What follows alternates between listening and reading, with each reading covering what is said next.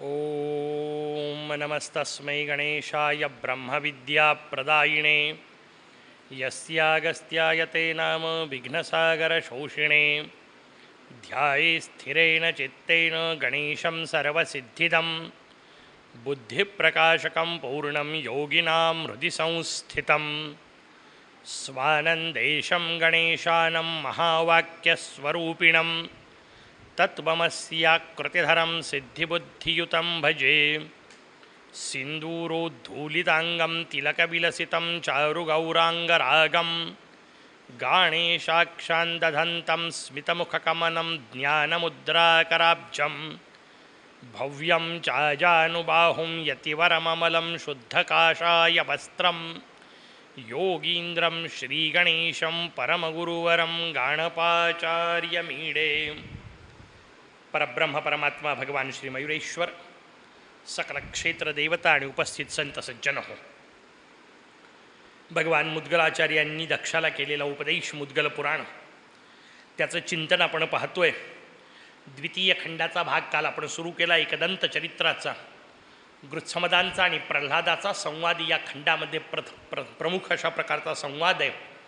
आणि त्या संवादाचा विचार करताना ज्यावेळी दक्षाने मुद्गलांना विचारलं की मला एकदंत चरित्र सांगा, आणि मुद्गलांनी गृत्समद प्रल्हाद संवाद सांगायला सुरुवात केली, त्यावेळी दक्षाने विनंती केली होती की तू मला पूर्ण पहिलेपासून सृष्टीची रचना सांगा, आणि मग भगवान ब्रह्मदेवांची कशी कशी सृष्टी निर्माण होत गेली त्या सगळ्याबद्दल भगवान मुद्गलाचार्य बोलू लागले। ते बोलत असताना त्यांनी ब्रह्मदेवांच्या वेगवेगळ्या संततीचा विचार केला, वेगवेगळ्या ऋषी जे निर्माण झाले त्यांचा विचार केला। आणि काल आपल्याला सांगितलं तसं यातला सगळा जो मार्ग आहे किंवा सगळी जी सूची आहे ती कधीही पाठ होणार नाही, इतकी अद्वितीय आहे। आपण फक्त त्यातल्या काही काही महत्त्वाच्या गोष्टी की ज्यातून आपल्या उपयोगाचं, आपल्या आचरणाच्या दृष्टीने आपल्याला काही मिळेल त्याचा विचार आपण करायला सुरुवात करतोय हे सांगितलं। त्यामध्ये भगवान वशिष्ठांचा जन्म झाला। भगवान ब्रह्मदेवांच्या याच्यातून जे काही मानसपुत्र जन्माला आले त्यात भगवान वशिष्ठ जन्माला आले। वशिष्ठांना ऊर्जा नावाची पत्नी मिळाली, ऊर्जेला आणि वशिष्ठांना शक्ती नावाचे पुत्र झाले, शक्तींना पुढे पराशर नावाचे पुत्र झाले, पराशरांना वत्सला नावात पत्नी मिळाली, वत्सलीच्या पोटी व्यासांचा जन्म झाला, आणि व्यासांच्या पोटी पुढे जाऊन शुकाचार्यांचा जन्म झाला। एकाच परंपरेत लाईननी 5-5, 7-7 महापुरुष, सगळेच्या सगळे दिव्य प्रकारचे व्यक्तिमत्व असणं, अशा प्रकारचा हा वंश आपल्यासमोर त्यांनी सांगायला सुरुवात केली। आणि मग याच्यात जेव्हा वशिष्ठांचं वर्णन काल आपण सांगितलं तसं विश्वामित्र वशिष्ठ संवादाचा विषय आला। हे सगळे संवाद, कारण जसं एका बाजूला आपण विश्वामित्रांचा विषय पाहिला, दुसऱ्या बाजूला परशुरामांचा विषय येणार आहे, जमदग्नींचा विषय आत्ता विषय निघाला म्हणून फक्त आपल्यासमोर सांगतो। या दोघांच्याही जीवनात कलाटणी देणारा प्रसंग होता की विश्वामित्र वशिष्ठांच्या आश्रमात जाऊन पोहोचले, तिकडे सहस्रार्जुनाचं कथानक येणार आहे। तो सहस्रार्जुन जमदग्नींच्या आश्रमात जाऊन पोहोचला। दोन्ही कथानकं सारखेच आहेत। बरे दोन्ही मामा भाच्यांचे कथानक आहेत, सांगितलं मी आपल्याला तसं। विश्वामित्र मामा आहेत, परशुराम हे त्यांचे भाचे आहेत, कारण त्या संततीचा विषय एकत्र आपण काल पाहिला ऋचिकांच्या विषयाचा, की ऋचिकांनी केलेल्या चरूतून तिकडे विश्वामित्र जन्माला आले, इकडे जमदग्नी जन्माला आले, आणि जमदग्नींच्या पोटी पुढे जाऊन परशुराम जन्माला आले। हा जो विषय आपण पाहतोय हे दोघंही जाऊन पोहोचले। दोघांनी गेल्यानंतर दोघांच्याही जीवनामध्ये, म्हणजे परशुरामांच्या जीवनात सहस्रार्जुनामुळे आहे, सहस्रार्जुन जमदग्नींच्या आश्रमात आला किंवा वशिष्ठांच्या आश्रमात विश्वामित्र गेले, दोघांनाही त्या दोघांनी सांगितलं दुपारची वेळ आहे, जेवण केल्याशिवाय जाऊ नका। दोघांनी सांगितलं आमच्यासोबत संपूर्ण सैन्य आहे, एवढ्या सैन्याला कसं काही जेवू घालणार तुम्ही। यांनी सांगितलं काही काळजी करू नका, तुम्ही फक्त स्नान करून या। दोघंही जण स्नानाला गेले। वापस येईपर्यंत दोघांनाही राजवाड्यात शक्य नव्हती अशी अद्वितीय सुविधा 2 आश्रमात मिळाली। हे कथानक समजून घेतले पाहिजे। दोघांनाही राजवाड्यात मिळणार नाही अशी दिव्य सुविधा तिथं मिळाली. दोघांनाही आश्चर्य वाटलं. दोघांनी तोच प्रश्न विचारला, हे मला राजवाड्यात शक्य नाही, तुमच्या आश्रमात कसं काय जमू शकलं? त्याच्यावर दोघांनी सांगितलं, मला देवराज इंद्रांनी दिलेली नंदिनी नावाची कामधेनू माझ्याकडे आहे. मी त्या कामधेनूला विनंती केली आणि त्या कामधेनूपासून मला हे सगळं मिळालं. आता ही पंचायत अशी इथपर्यंत कथा सगळ्यांना माहिती आहेत, ऐकलेल्या आहेत. ही कथा ऐकली की आमचे चित्रपटवाले किंवा मालिकावाले गडबड करतात. ते कामधेनू नावाची एक गाय दाखवतात आणि मग तिच्या खाली स्तनाखाली ताटं धरले की ताटात लाडू पडत आहेत, जिलेबी पडतीये किंवा ज्याला ज्याला जे खायचं आहे ते पडतं आहे, असलं काहीतरी विचित्र दाखवतात. असं कुठल्याही गायीतून निर्माण होत नसते. असल्या काहीतरी बावळट कल्पना तुमच्या माझ्या पुराणांना सांगायच्या नाही आहेत. पुराणं कुठलीही अवैज्ञानिक गोष्ट सांगत नाही. हे व्यवस्थित समजून घ्या डोक्यामध्ये पक्क. मग काय नेमकं सांगायचं आहे? त्याचं उत्तर आहे, जमदग्नी असोत की वशिष्ठ असोत, या दोन्हीकडचा वैशिष्ट्याचा भाग हा आहे की हे दोघंही माणसं नुसतेच ऋषी नाही आहेत, हे दोघंही कुलगुरू आहेत. यांचे गुरुकुल आहेत, त्या गुरुकुलाचे हे कुलगुरू आहेत. आणि आपल्याकडे कुलगुरू हा शब्द त्याच वेळा वापरला जात होता जेव्हा त्यांच्या हाताखाली किमान 10,000 विद्यार्थी शिकत होते. म्हणजे या दोघांच्याही हाताखाली किमान 10,000 विद्यार्थी शिकत होते. वशिष्ठांच्या आश्रमात त्यांचे विद्यार्थी, जमदग्नींच्या आश्रमात त्यांचे विद्यार्थी, आणि हे त्यांच्या हाताखाली असणारे विद्यार्थी हीच कामधेनू आहे. कारण या विद्यार्थ्यांची ताकद प्रचंड असते. प्राध्यापक क्षेत्रात काम करत असल्यामुळे मी सांगू शकतो, ज्या दिवशी शिक्षकांनी सांगितलं हे विद्यार्थी काही करू शकतात, जर त्याच्यावर विश्वास असेल तर, राजवाड्यात शक्य नसलेली गोष्ट का केली गेली? कारण राजवाड्यामधल्या सगळ्या गोष्टी कायद्याने चालतात आणि आश्रमामधल्या गोष्टी प्रेमाने चालतात. दोनमधला फरकच आपल्याला कळला पाहिजे. कायद्याने बदल नावाची गोष्ट जन्मात शक्य नाही. का शक्य नाही? कारण कायद्याचं स्वरूपच हे आहे, कायदा तुम्हाला बाहेरून वळण लावायचा प्रयत्न करतो आणि माणसाची प्रवृत्ती असते, तुम्ही मला सांगितलं की मी नाही ऐकणार. त्याच्यामुळे कायद्यातून पळवाटाच काढायची प्रवृत्ती असते. आणि धर्माच्या बाबतीत उलटं असतं, धर्मपालनाची प्रवृत्ती असते. त्याच्यामुळे गुरूंनी सांगितलेली आज्ञा अशी कल्पना आली की हे विद्यार्थी वाटेल ते करून मोकळे होतात. पुढे नेमकी अडचण येते, तो राजा ते पाहतो. राजा हा सत्ताधीश आहे. संघर्ष काय आहे ते व्यवस्थित समजून घ्या. वशिष्ठ विश्वामित्र संघर्ष म्हणजे पुढच्या कथा आपल्याला कळतील. राजा सत्ताधीश आहे. तो सत्ताधीश म्हणतो, ही कामधेनू मला द्या. याचा अर्थ हे तुमच्याजवळ असलेलं तयार विद्यार्थी संघटन मला द्या, कारण मला हे वापरायला सोपं आहे. आणि म्हणून विद्यार्थी हे वापरायकर्ता असतात. याला विश्वामित्र भूमिका म्हणतात, याला सहस्रार्जुन भूमिका म्हणतात. आणि विद्यार्थी हा फक्त विद्यार्थी असला पाहिजे, तो दुसरं काहीही नसला पाहिजे. याला वशिष्ठ भूमिका, जमदग्नी भूमिका म्हणतात. ते सांगतात की नाही, हे फक्त विद्यार्थी आहेत, यांनी विद्याग्रहण काळात कशाचाही विचार करायचा नाही. स्वामी विवेकानंदांचं एक सुंदर वाक्य आहे, ज्या देशातले विद्यार्थी विद्याग्रहणाच्या काळात पाणीग्रहणाचा विचार करतात त्या देशाचं भविष्य नसतं. विद्यार्थी हा फक्त विद्यार्थी असला पाहिजे, त्याच्या डोक्यात दुसरं काहीही असता उपयोगी नाही. राजसत्तेचा आणि धर्मसत्तेचा किंवा शिक्षण सत्तेचा संघर्ष वशिष्ठ विश्वामित्रांच्या रूपात आहे. आणि म्हणून ते दोघंही जण मागं लागतात. नंतर लक्षात येतं की नाही, असं नाही जमू शकत. राजेशाहीच्या भरोशावर किंवा कायद्याच्या भरोशावर नाही तयार होत. जर आपल्याला मोठं व्हायचं असेल तर धर्माच्याच आधारावर व्हावं लागतं. हे विश्वामित्रांना कळणे, याला ब्राह्मणत्वाचं रहस्य कळणे म्हटलं. हा व्यापक विचार. व्यक्तिगत पातळीवर वशिष्ठ आणि विश्वामित्रांचा संघर्ष आपल्या समोर आला, त्याचं राजकीय स्वरूप किंवा सामाजिक स्वरूपसुद्धा समजून घेतलं पाहिजे.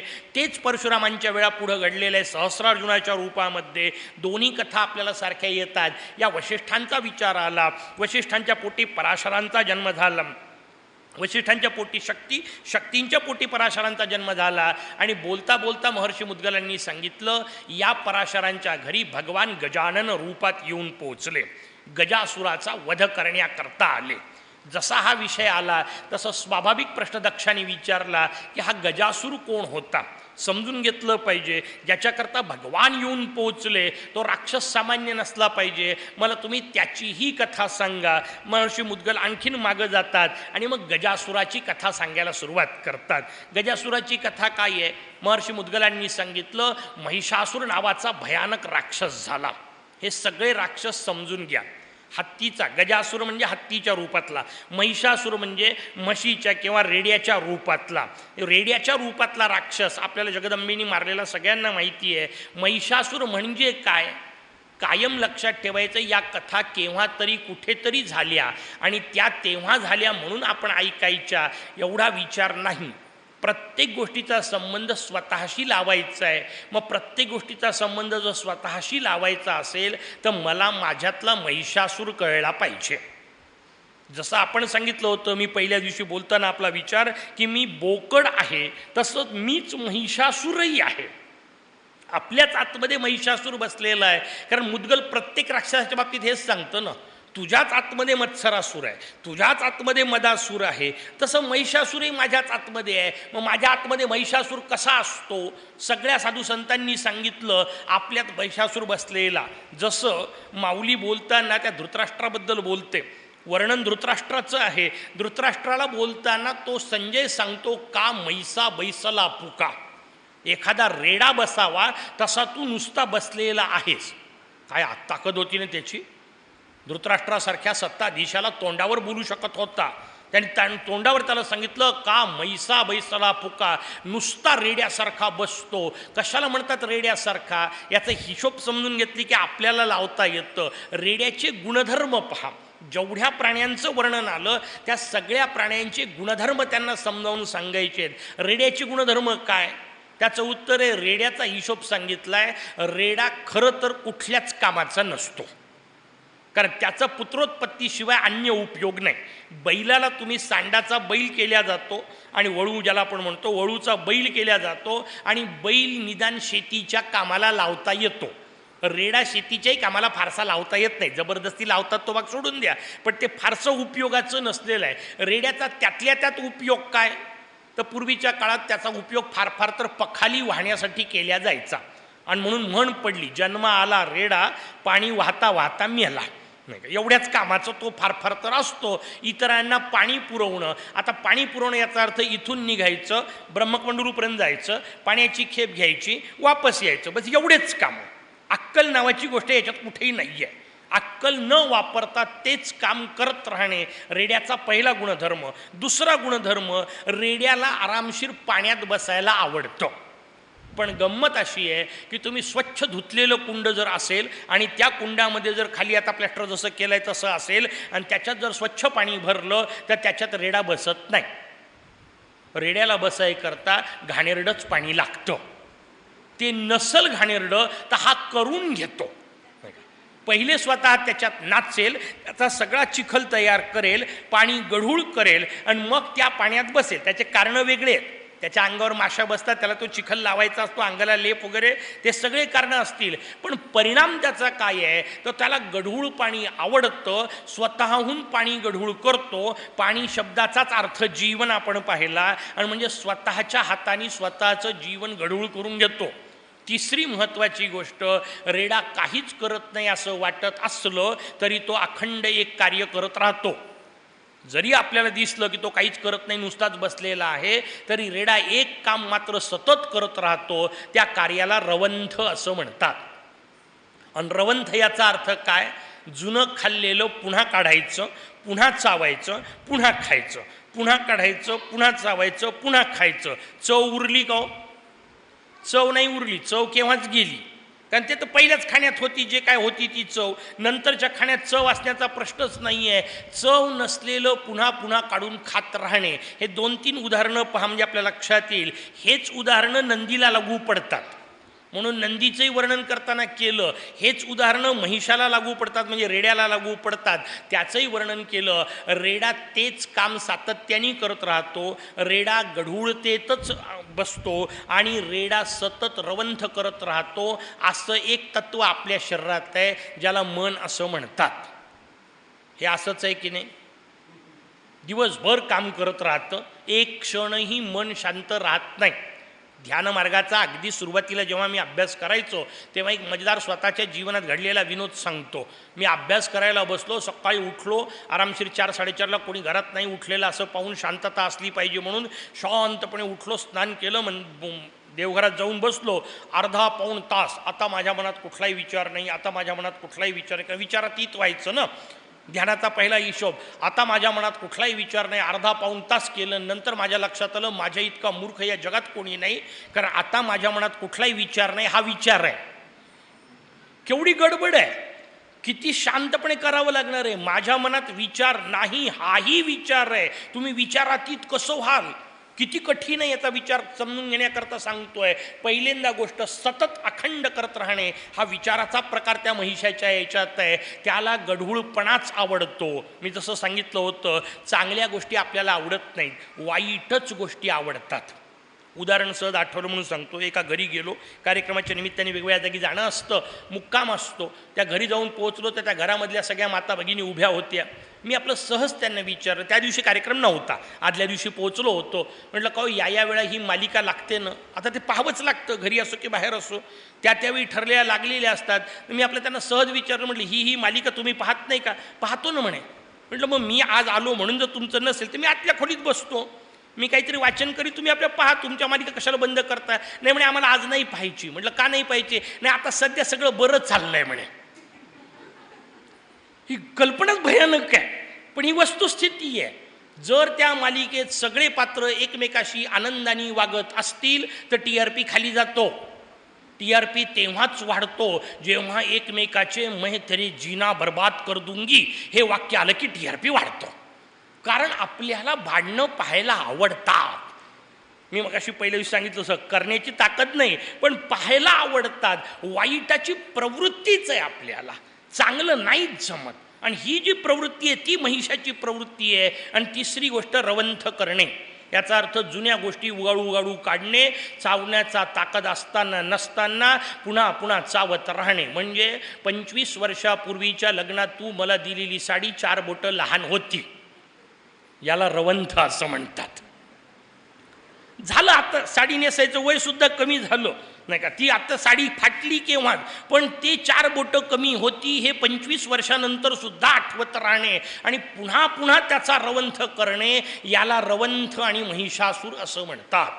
मी गंमत म्हणून त्यांचं उदाहरण दिलं, आपण वेगळे नाही आहोत, आपल्याला तेवढंच लागू पडते. 50 वर्षापूर्वीचे भांडणं ते उकरू काढायचे, तेव्हा त्यांनी मला तसं म्हटलं होतं. अरे गेला ना बाबा, तो म्हणणेवाला गेला, त्याचे पोरं बाळं जायची वेळ आली तरी याच्या डोक्यातलं जात नाही, याला रवंथ असं म्हणतात. हे रवंथ करत बसणेवाला महिषासूर असतो. त्याचा कथानकाचा विचार आपल्या समोर आला. या महिषासुराला जगदंबेनी मारलो. महिषासुरात मेला, पण महिषासूर मेल्यानंतर महिषासुराचा पोरगा आला, त्या पोराचं नाव गजासूर. पुढचा हिशोब, पहिला हत्ती म्हैस होता, रेडा होता, हा त्याच्यापेक्षा मोठा, बाप से बेटा सवाई दाखवायचं आहे ना.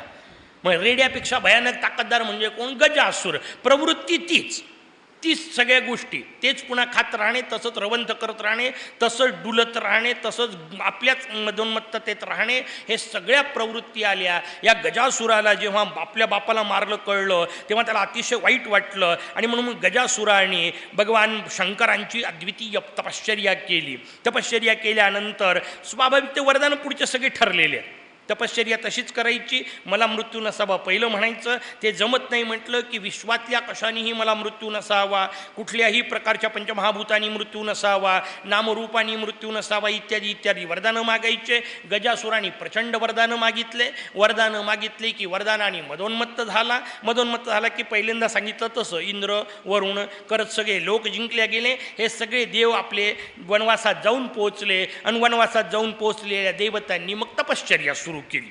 कथा सगळ्या एकाच पठडीच्या आपल्याला पाहायला मिळतील. त्या सगळ्या देवतांनी तपश्चर्या सुरू केली आणि सगळ्या देवतांनी जेव्हा तपश्चर्या केली तेव्हा भगवान प्रसन्न झाले. भगवंतांनी सांगितलं काळजी करू नका, गजानन अवतार आम्ही धारण करू. अवतार शिवपार्वतीच्या घरी झाला. हा अवतार त्रिस्थळी यात्रा असल्यासारखा आहे. अवतार झाला शिवपार्वतीच्या घरी. शिवपार्वतींना भगवंतांनी स्वतःच सांगितलं आम्हाला नेऊन ठेवा भगवान वरेण्याच्या घरी, महाराज वरेण्याच्या घरी. हा राजा वरेण्य आपल्याला नवीन नाव असलेलं माहीत असल्यामुळे पटकन लक्षात राहील, माहिष्मतीचे राजे होते. त्या काळातला बाहुबली आता पटकन कळलं नाही का. माहिष्मतीचे राजे असलेले वरेण्य, त्या वरेण्यांच्या घरी नेऊन ठेवण्यात आलं. पण गंमत कशी असते, भगवान काल मी सांगितलं तसं नुसता दिसून उपयोगाचा नसतो. राजा वरेण्याच्या बायकोच्या, पुष्पिका तिचं नाव, त्या पुष्पिकेच्या समोर नेऊन ठेवण्यात आलं आणि तिला ते गजशुंडाधारी रूप तिने पाहिलं. घाबरली. लाल रंगाचे होते, गजानन अवतार झालेला आहे. बरं, गजमुख अवतार आहे, शुंडेसह झालेला अवतार आहे, 4 हाताचा अवतार आहे. आणि असं पोरग आपल्याला झालं, या कल्पनेनेच ती घाबरली. तिने त्या आपल्या दासींना सांगितलं जंगलात नेऊन सोडून द्या. काय दुर्दैवाचे फेरे असतील ना. मोरया घरी चालत आला आणि वरेण्याच्या बायकोला ते पाहिल्यानंतर का तर म्हणे बाकीच्यांसारखं माझं पोरग सुंदर नाही, कारण आपल्या सौंदर्याच्या कल्पना अजब आहेत ना. त्याच्यात मोरया बसत नव्हता. तिने आपल्या दासींना सांगितलं नेऊन ठेवा. दासींनी उचललं पोरग, एका नदीच्या किनारी नेऊन ठेवलं आणि नदीच्या किनारी भगवान पराशर फिरत फिरत आले. फिरत फिरत आलेल्या पराशरांना ते बालरुदन ऐकू आलं. पराशरांनी खाली वाकून पाहिलं आणि मोरया दिसल्यावर पराशरांचे अष्टसात्विक भाव जागे झाले. भगवंता, काय भाग्य माझं, तू माझ्या आश्रमात येऊन पोहोचणार. आश्रमामध्ये घेऊन आले. दीपवत्सला त्यांची पत्नी, त्या दीपवत्सलेच्या स्वाधीन केलं. भगवंताच्या बाललीला तिथे झाल्या. म्हणजे जन्माला आले शंकराकडे, पहिले काही काळ थोडा वेळ पुरते वाढले वरेण्याकडे आणि नंतर जाऊन पोचले पराशर आश्रमामध्ये. अर्थात वरेण्याकडे वापस आले. सगळे पराशर आश्रमातल्या लीला आटोपल्यानंतर पुनश्च वरेण्याकडे आले होते. आणि त्यानंतर भगवान गणेशांनी वरेण्याला जो उपदेश केला त्याला गणेश गीता असं म्हणतात नाही का. गणेश पुराणामध्ये असलेला क्रीडाखंडातला भाग आहे. अत्यंतिक दिव्य अशा प्रकारचं गणेशाचं जे स्तोत्र किंवा गणेशाचा जो ग्रंथ त्याला गणेश गीता असं म्हणतात. गाणपत्य संप्रदायात 3 प्रस्थान आहेत. कुठलाही संप्रदाय असतो त्या संप्रदायात महत्त्वाचे 3 ग्रंथ असतात. त्याला प्रस्थानत्रयी असं म्हणतात. जसं वेदांताच्या बाबतीमध्ये म्हटलं जातं की उपनिषद, त्याला प्रस्थानत्रयीतला एक भाग म्हटला जातो भगवद्गीता. उपनिषदाला श्रुतिप्रस्थान असं म्हणतात, भगवद्गीतेला स्मृतिप्रस्थान असं म्हणतात. आणि ब्रह्मसूत्र, त्या ब्रह्मसूत्राला सूत्रप्रस्थान असं म्हणतात. गाणपत्य संप्रदायाची प्रस्थानत्रयी जी आहे त्याच्यात अथर्वशीर्ष हा पहिला भाग. अथर्वशीर्षाला किंवा ब्रह्मणस्पती सूक्ताला श्रुतिप्रस्थान असं म्हणतात. अथर्वशीर्षालाही तेवढाच अधिकार मान दिलेला आहे. जरी गणपत्य संप्रदायात अभिषेकाकरता ब्रह्मणस्पती सूक्त वापरत असले तरी चिंतनाचा ग्रंथ म्हणून अथर्वशीर्ष तितकं श्रेष्ठ. अथर्वशीर्षाचा विचार श्रुतिप्रस्थान म्हणून केला जातो. गणेश गीतेचा विचार स्मृतिप्रस्थान म्हणून केला जातो. स्मृती याचा अर्थ वागण्याचे नियम. आणि म्हणून गणेश गीता माणसाने जगायचं कसं ते सांगते. जगायचं कसं याचा अर्थ सकाळी उठायचं किती वाजता, झोपायचं किती वाजता हे विषय नाही. ते आलेच ओघाने काही गोष्टी, तो विषय येणार. पण जगायचं कसं याचा अर्थ माणूस म्हणून त्याचं मानसिक चिंतन कसं असलं पाहिजे याला स्मृती प्रस्थान असं म्हणतात. आणि 3रं प्रस्थान आपल्यासमोर असलेलं मुद्गल पुराण, त्यातून आपल्याला मोरया नेमका कळू शकतो, गणेश तत्त्वज्ञान कळू शकतं. ती गणेश गीता सांगितली. पराशर आश्रमामध्ये भगवान राहत आहेत आणि पराशर आश्रमामध्ये नाना प्रकारच्या लीला केल्या. मूषकाची लीला येईल त्यावेळेला त्याचा विचार करू. पण त्या आश्रमामध्ये राहत असताना स्वाभाविक विषय आला. इकडे सगळ्या देवता त्या गजासुरांनी पकडल्या, जेलमध्ये टाकल्या आणि स्वतःच्या कारागृहात असणाऱ्या त्या सगळ्या देवतांना आता पकडेपर्यंत निदान काम होतं पकडायचं. एकदा पकडायचं काम संपलं. राक्षसाची मूल प्रवृत्ती असते, त्यांना बिना कामाचं राहता येत नाही. आणि ज्याला बिना कामाचं बसता येत नाही त्यालाच राक्षस असं म्हणतात. सतत काहीतरी करतच राहू वाटायचं, काही गरज नसते. काही वेळा काही न करता शांत बसा. आणि मी तुम्हाला खरंच सांगतो, निसर्गाने अशी सुंदर रचना केली आहे की तुम्ही काही न करणे हेच फार मोठं कार्य आहे. म्हणजे काय, एक लहानसा विषय आठवला म्हणून सांगतो. एक ऋषी होते, आपल्या सगळ्या शिष्यांसोबत प्रवासाला निघाले होते. रस्त्यात थांबले. उन्हाळ्याचे दिवस होते तर शिष्य पाणी शोधायकरता सांगण्यात आलं. शिष्य गेले पाणी शोधायकरता. समोर एक लहानसा ओहोळ दिसला, त्यांना झरा दिसला. पण पंचायत अशी होती की त्या झऱ्यातून आत्ताच एक कळप गेला होता गायींचा. त्याच्यामुळे सगळा झरा आणि त्या झऱ्याचं सगळं पाणी गढूळ झालेलं होतं. शिष्याने येऊन सांगितलं, आहे म्हणे पाणी पण पिण्यासारखं नाही आहे, सगळं गढूळ आहे. मोठी अजब गोष्ट. ऋषींनी सांगितलं, म्हणे एक काम कर, त्या झऱ्याच्या सोबत जाऊन बस आणि तिथं बसून 1000 वेळा गजानन नामाचा जप कर. शिष्याला काही समजेच नाही, याचा काय संबंध तिथं गडूपाड्याशी बसण्याचा. शिष्य गेला तिथे, पण आता गुरूंनी सांगितलंय, नाही कसं म्हणणार आहे. शिष्य गेला, शांतपणे बसला, 1000 गजानन नामाचा जप केला आणि डोळे उघडून पाहिलं तर पाणी स्वच्छ होतं. त्याला इतकं आश्चर्य वाटलं. नवीन नवीन शिष्य होता, त्याला इतकं आश्चर्य वाटलं. धावत येऊन त्याने गुरूंकडे सांगितलं, अहो म्हणे मी काहीच केलं नाही, जप नुसता बाजूला बसून करत होतो, पाणी आपोआप शुद्ध झालं. गुरूंनी सांगितलं तू काही केलं नाही म्हणून शुद्ध झालं. तू काही करतो हीच गडबड आहे. तू काही न करता राहा की आपोआप स्वच्छ आहे. हे तुमच्या माझ्या शरीरात कसं आहे त्याच्याकरता मुद्दाम सांगतो. तुमच्या माझ्या सगळ्यांसाठी परम आनंदाची अवस्था कोणती? तुमच्या माझ्या जीवनातला सर्वोच्च आनंद मिळण्याची अवस्था कोणती? त्याचं उत्तर आहे गाढ निद्रा. समाधी आपल्यापैकी कोणाची लागत नाही असं गृहीत धरून मी बोलतोय. लागत असेल तर त्यांना वंदन, कारण ते बाहेरून कळायला मार्ग नाही. पण ज्याची कोणाची समाधी लागत असेल तो एक विषय जर सोडला तर तुमच्या माझ्यासारख्या सामान्य माणसांच्या जीवनामध्ये सर्वाधिक आनंदाची अवस्था कोणती? त्याचं उत्तर आहे गाढ निद्रा. आणि म्हणून उठल्यावर कसं वाटतं? प्रसन्न, अप्रतिम, शांत, सगळा थकवा गेलेला असतो. का? कारण गाढ निद्रेमध्ये 2 राक्षस काम करणं बंद करतात, ज्यांना मन आणि बुद्धी असं म्हणतात. हे 2 काम करतात बंद, तेव्हाच गाढ निद्रा लागते. कारण या दोघांचं काम चालू असतं तोपर्यंत पलंगावर पडला म्हणून झोपला असं म्हणता येत नाही, डोळे मिटले म्हणून झोपला असं म्हणता येत नाही. जोपर्यंत हे दोघं काम करतात, याचं आपलं सकाळी उठलं की एकच गाणं असतं, करवटे बदलते रहे सारी रात हम. झोप लागलीच नाही, त्याची अवस्था नाही होऊ शकत. मन आणि बुद्धी शांत झाली तरच गाढ निद्रा लागते. आणि ही गाढ निद्रा आपल्याला अत्यंत आनंद देते. का? तेही समजून घेतलं पाहिजे. आनंद पदार्थांचे मिळतात ते कसे, विषय निघाला म्हणून 2 मिनिटं आपल्याला सांगतो. ही गाढ निद्रेची जी अवस्था आहे त्यात बुद्धी अत्यंत शांत झालेली आहे. आणि बुद्धीचं वर्णन करताना शास्त्राने सांगितलं, बुद्धी एखाद्या तलावासारखी असते. तलावाची जी रचना असते, कुंड म्हटलंय तिला मुद्दाम, बुद्धीचं कुंड असतं, बुद्धीचा तलाव असतो. तलाव जेव्हा शांत असतो तेव्हा काय होतं? त्याचं उत्तर आहे, तेव्हा सूर्याचं प्रतिबिंब तलावात पडतं.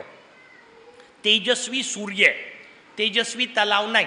सूर्य तेजस्वी आहे, पण सूर्याचं प्रतिबिंब याच्यात पडलं तलावात की तलाव चमकतो. आता चमकणं कोणाचं? त्याचं उत्तर आहे सूर्याचं. पण आपल्याला दिसतंय कोणाचं? त्याचं उत्तर आहे तलावाचं. तसं बुद्धी जेव्हा शांत होते तेव्हा तिच्यात परमात्म्याचं प्रतिबिंब पडतं. आणि परमात्मा आनंदरूप आहे. आनंदरूप परमात्म्याचं प्रतिबिंब आनंदरूप असतं. आणि म्हणून बुद्धी शांत झाली की आपल्याला अत्यंत शांत वाटतं, प्रसन्न वाटतं, आनंद वाटतो. आणि म्हणून उठलं की कसं मस्त आनंदी वाटतं. आता एकच अडचण आहे याच्यात, की जेव्हा गाढ झोपेतली पंचायत ही आहे की गाढ झोपेमध्ये आपली बुद्धी शांत झाली हेही कळायला आपल्याला मार्ग नाही आहे. अडचण तिथं आहे. आणि म्हणून मग ध्यानाचा विचार आहे. ध्यान काय करायचं आहे? ध्यान जागृतीत माझी बुद्धी तितकी शांत करायची आहे जितकी गाढ निद्रेत होते. ध्यान त्याला म्हणतात. आणि मग बुद्धी शांत कशी करायची त्याचा हिशोब सांगितला, बाहेरून काही येऊ द्यायचं नाही वगैरे प्रकार. मग ही बुद्धी शांत झालेली जेव्हा मी सकाळी उठतो तेव्हा त्याच्यामध्ये परमात्म्याचं प्रतिबिंब पडलेलं असतं, म्हणून मी आनंदात असतो. मग उठल्याबरोबर पहिलं काम काय करतो? एक संकल्पाचा खडा त्याच्यात टाकतो. कोणता? चहा पिला पाहिजे. पहिला संकल्प आला, पहिला संकल्प आला की खडा पडला, खडा पडला की तलाव हल्ला, तलाव हल्ला की बुद्धीचं प्रतिबिंब गेलं, प्रतिबिंब गेलं की आनंद गेला. मग मला काय करावं लागेल?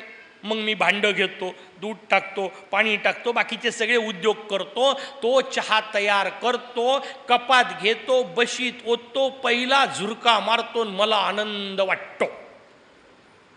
आपल्याला असं वाटतं चहामुळे मिळाला. खोटं. जर चहामुळे मिळाला असता तर 3 हिशोब तुम्हाला सांगतो. जर चहानी आनंद मिळाला असता तर तो सगळ्यांना मिळायला पाहिजे. नाही मिळत, अनेकांना चहा चालत नाही. दुसरी गोष्ट, जर चहानी मिळाला असता तर तो केव्हाही मिळायला पाहिजे. केव्हाही मिळतो? नाही मिळत. हिवाळ्याच्या दिवसात थंडगार वातावरण असताना बायकोनी गरम गरम चहा आनंदाने आणून दिला तर तो गोड वाटेल. पण उन्हाळ्याचे दिवस आहेत, दुपारी 2ची वेळ आहे, तुमची गाडी पंक्चर झाली आहे, ढकलत तुम्ही धापा टाकत आलेले आहात आणि रागात बायकोनी आणून आदळला आणि घ्या ढोसा म्हटलं, चहा गोड लागल? नाही लागत. याचा अर्थ चहामध्ये आनंद नाही. तिसरी गोष्ट, जर चहात आनंद असता तर तो प्रत्येक कपागणिक वाढायला पाहिजे. मी चहा उदाहरण म्हणून घेतलं, पहिलं विषय आपला म्हणून. चहामध्ये जर आनंद असता तर कपागणिक वाढायला पाहिजे. 2 कपात दुप्पट आनंद, 3 कपात तिप्पट, 4 कपात चौपट असा होतो का? त्याचं उत्तर आहे नाही. एक दिवस 5-6 कप पिऊन पहा, 6वा कप पहिल्या 5 सकट बाहेर येतो. पुढे आनंद नाही वाढणार आहे, लक्षात घ्या. आनंद कमी होत जाणार आहे. याचा अर्थ आनंद चहाचा नव्हता. आला होता हे खरं आहे, पण चहाचा नव्हता. कशाचा होता? त्याचं उत्तर आहे चहा पिला पाहिजे या कल्पनेने जे तरंग निर्माण झाले होते ते तरंग चहा पिल्यावर संपले. आनंद पुन्हा माझाच मला मिळाला होता. पुन्हा शांत झालो होतो, पुन्हा शांत बसलो होतो, पुन्हा आनंद आला होता. पण अडचण आहे, संकल्पाचं पोतं भरून ठेवलं आहे, आपण दुसरा दगड टाकला, आता पोहे खाल्ले पाहिजे. आणि मग दिवसभर आम्ही दगड टाकत राहतो, पाणी शांत होतच नाही. प्रतिबिंब पडेल कसं? तो 24 तास बसलाय प्रतिबिंब पाडायला. आमचीच पंचायत आहे, आम्ही स्वीकारायलाच तयार नाही आहे. मी नवीन मोबाईलच्या भाषेत गमतीने सांगताना सांगत असतो की आमची पंचायत अशी आहे, आम्ही मेमरीत इतकं फालतू भरून ठेवलेलं आहे की उद्या जर समजा नित्ययात्रेला गेल्यानंतर डोकं टेकवल्यानंतर मोरयानी सुखाचा संदेश पाठवला, समजा चुकून सुखाचा संदेश पाठवला, तर आमच्या स्क्रीनवर लिहून येईल there is no space for new message. जागाच नाही आहे, सगळं फालतू भरून ठेवलेलं आहे. हे कोरं असायला पाहिजे, शांत असायला पाहिजे. आम्ही सगळं भरून ठेवतो, सतत दिवसभर चिंतनाचे दगड टाकतच राहतो, संकल्प विकल्पाचे दगड टाकतच राहतो. आणि कायम लक्षात ठेवा, संकल्प आणि विकल्प हेच दुःखाचं कारण आहे, दुसरं काही कारण नाही आहे. जितके संकल्प कमी, जितके विकल्प कमी. संकल्प नाही पटकन कमी करता येणार, सोपं नाही आहे. सांगायला काय लागतं, इथून दणकून सांगून टाकील मी, सोपं नाही आहे. संकल्प कमी नाही करतायत, विकल्प तर कमी करता येतील की नाही? उदाहरण मी नेहमी सांगत असतो, मुद्दाम ऐकून ठेवा. विकल्प याचा अर्थ हे की ते. दुकानात गेल्यानंतर आपल्याला प्रचंड पंचायत होते, आपल्याला इकडं म्हणण्यापेक्षा इकडं म्हणतो मी. एक साडी घ्यायला पाऊण तास, 1 तास. का? किती विकल्प आहेत त्यांच्याजवळ. हा रंग नको, हे डिझाईन नको, हा पदार्थ प्रकार नको, हा पोत नको, आणि इतकं करून सगळं जमलं तर अशी तिच्या जवळ आहे, तेही नको ना. सगळे विकल्प विकल्प विकल्प. जितके विकल्प जास्त तितका गोंधळ जास्त. व्यवहारातलं एक घडलेलं उदाहरण तुम्हाला सांगतो. आमच्या साळ्याचं लग्न होतं. साळ्याच्या लग्नाकरता तयारी चालू होती. त्याला विचारायला स्वतःला कोणी विचारत नाही, बाकीच्याच फार तयारीत असतात. ह्या सगळ्या बहिणी गोळा झाल्या, तू एक काम कर, ही पॅन्ट यावेळा नेस, ही पॅन्ट त्यावेळा, ही पॅन्ट त्यावेळा, मग याच्यावर हा शर्ट, त्याच्यावर तो टाय, त्याच्यावरचं कोट, जे काय असेल ते सगळे त्यांचे प्रकार चालू होते. मी आपला शांतपणे बाजूला बसून होतो. त्याला विचारायला कोणीच विचारत नव्हतं, ज्याचं लग्न आहे. बाकीचे सगळे तयारी करत होते. त्याला काही काम नसल्यामुळे त्यांनी मला हळूच विचारलं, म्हणे जिजाजी तुम्हाला एक विचारू का? म्हटलं का? म्हटलं तुमच्या लग्नात तुम्हाला हा प्रॉब्लेम आला होता का? म्हणे. म्हटलं नाही. का? म्हणे. म्हटलं माझे सगळे धोतर पांढरेच असतात, कोणतंही नसलं तर फरक पडत नाही. हे घातलं काय ते घातलं काय, सगळे पैजामे पांढरेच आहेत. म्हटलं मी कुठलाही पैजामा घातला तर मला फरक पडत नाही, कुठलंही धोतर नेसलं तर फरक पडत नाही. म्हटलं तुझ्याजवळ पर्याय जास्त आहेत म्हणून दुःखी आहेस. कायम लक्षात ठेवा, ज्याच्याजवळ जितके पर्याय जास्त तो तितका दुःखी. सुखी व्हायचं असेल तर उपाय एकच, पर्याय कमी करत न्या. व्यवहारातले करा की नका करू, निदान अध्यात्मातले तर पर्याय कमी करा. आपण तिथेही 10-20 पर्याय ठेवतो. पहिला गुरु, दुसरा गुरु, तिसरा गुरु, पहिला देव, दुसरा देव, तिसरा देव. हे तर निदान कमी करता आलं पाहिजे. एकच एक, एकदा एक पकडला की बाकीची पंचायत नसते. तारा लावत बसणे नावाचा प्रकार जो असतो तो शततंतू ज्याला लावायचा असा सतार नाही का, नाही त्याला पहिल्यांदा शततंतू म्हणजे सरोद वगैरेचा विषय, त्याला तारा लावत बसाव्या लागतात. लक्षात घ्या. वेगवेगळ्या पद्धतीने त्या तारा सेट कराव्या लागतात, तर वेगवेगळे आवाज त्यातून निघतात. मग शततंत्री असते, सरोद असतं किंवा सतार असते, त्याच्या तारा लावाव्या लागतात. एक तारी लावावी लागत नाही, ती लागलेलीच असते, कारण पक्क त्याला कळलेलं असतं एकच तार वाजवायची आहे. आणि काय सुंदर शब्द आहे, भजनाकरता वापरतात, सतार नाही वापरत, वीणा नाही वापरत, भजनाकरता एक तारी वापरल्या जाते, एकच तारी, नाही का. आणि त्यात दुसरा अर्थ एक तारी, तो एकच तारणार आहे, करायचं काय बाकीच्या तारा, नाही का. अनेक तारी नाही, एकच तारी, नाही का. तो एक तारी पकडता आली पाहिजे, मग भजन रंगतं. बाकीकडे गाणे होतात, भजन व्हायचं असेल तर एक पकडता आला पाहिजे. गाणे तुम्ही ठीक आहे, तिथं वाटेल तेवढे तार वापरा, काय हरकत नाही. भजन व्हायचं असेल तर एक तारी, आणि भजनाचा संबंध अभंगाशी आहे. गाणे बाकीचे जे असतात ते कुठल्या ना कुठल्या तरी भंगातून तयार होतात. कुठला भंग ते इथून सांगायची गरज नाही ना. बहुतेक सगळे गाणे हे काहीतरी आयुष्यात भंगतं आणि त्याच्यानंतर तयार होतात. भगवंताच्या समोर गेल्यानंतर भंगत नाही, त्याच्यासमोर प्रगट होतं, त्याला अभंग म्हणतात. काय मजेदार रचना असते. आता अभंग अवस्था आहे, आता भंगायचं काहीच नाही आहे, जुळलो तुझ्याशी. आणि मग एक तारीचा हिशोब तो मी आपल्याला सांगत होतो. महिष तसा समजून घेतला की मग आपल्याला कळेल. त्याच्या पुढे गजासूर आला, गजासुराने या सगळे प्रकार केले, सगळे देव पकडले. आता त्याला काम उरलं नाही, आणि काम उरलं नाही की दैत्य बेचैन होतात. मी आपल्याला ते सांगत, विसरू नका. नाही तर ते सांगायच्या ओघात काय होते, मागचं संपून जायचं. असं नाही झालं पाहिजे. त्याला एक तारी कसं होईल, एक तार असली पाहिजे व्याख्यानाला, चिंतनाला. हिशोब आला, गजासुराला काही काम उरलं नाही, आणि मग काम उरलं नाही की नवीन काहीतरी शोधून काढल्या जातो. मग नवीन काय शोधून काढायचं, या सगळ्या देवांना बोलावण्यात आलं. माझ्यासमोर येऊन उभे राहा. सगळे देव लाईननी उभे केले, आणि सगळे देव उभे करून सांगण्यात आलं, एक काम करा, जरा आपापले कान. देवता बिचारा गोंधळून गेल्या, आता काय करायचं. म्हणजे आपापले कान धरा, गुडघ्यावर खाली बसा, आणि 3 वेळा माझ्यासमोर डोकं आपटा, मला नमस्कार करा. नवीन काहीतरी केलं पाहिजे ना, थ्रिल. आयुष्यामध्ये काहीतरी थ्रिल असलं पाहिजे. या हिशोबात त्यांनी सगळ्या देवांना सांगितलं. सगळे देव आश्चर्य, याला वंदन करायचं, मूर्खाला वंदन करण्यापेक्षा मेलेलं परवडलं. हा देवतांचा हिशोब. देवता कसं करायचं वंदन. पण देवतांच्या जवळ एक गोष्ट बरी आहे, कितीही मोठी समस्या आली तरी ते बुद्धीचा वापर करतात. ते म्हणतात शक्ती नाही जमतनं, पकडून ते यांनी ठेवलं, याला सांगून उपयोग नाही, बुद्धीचा वापर करू. अरे म्हणे काय करायचं, आमच्याकडून नमस्कार करून घ्यायला, आम्ही तर बंदीच आहोत, केव्हाही नमस्कार करू. पण लक्षात घे, आम्हा सगळ्यांना चालवणारा जो आहे ना, तो सध्या प्रगटलेला आहे, पराशरांच्या आश्रमात आहे, त्याला घेऊन येतो, त्याच्या सकट नमस्कार करतो. म्हणजे मग नमस्कार खरा होईल की नाही.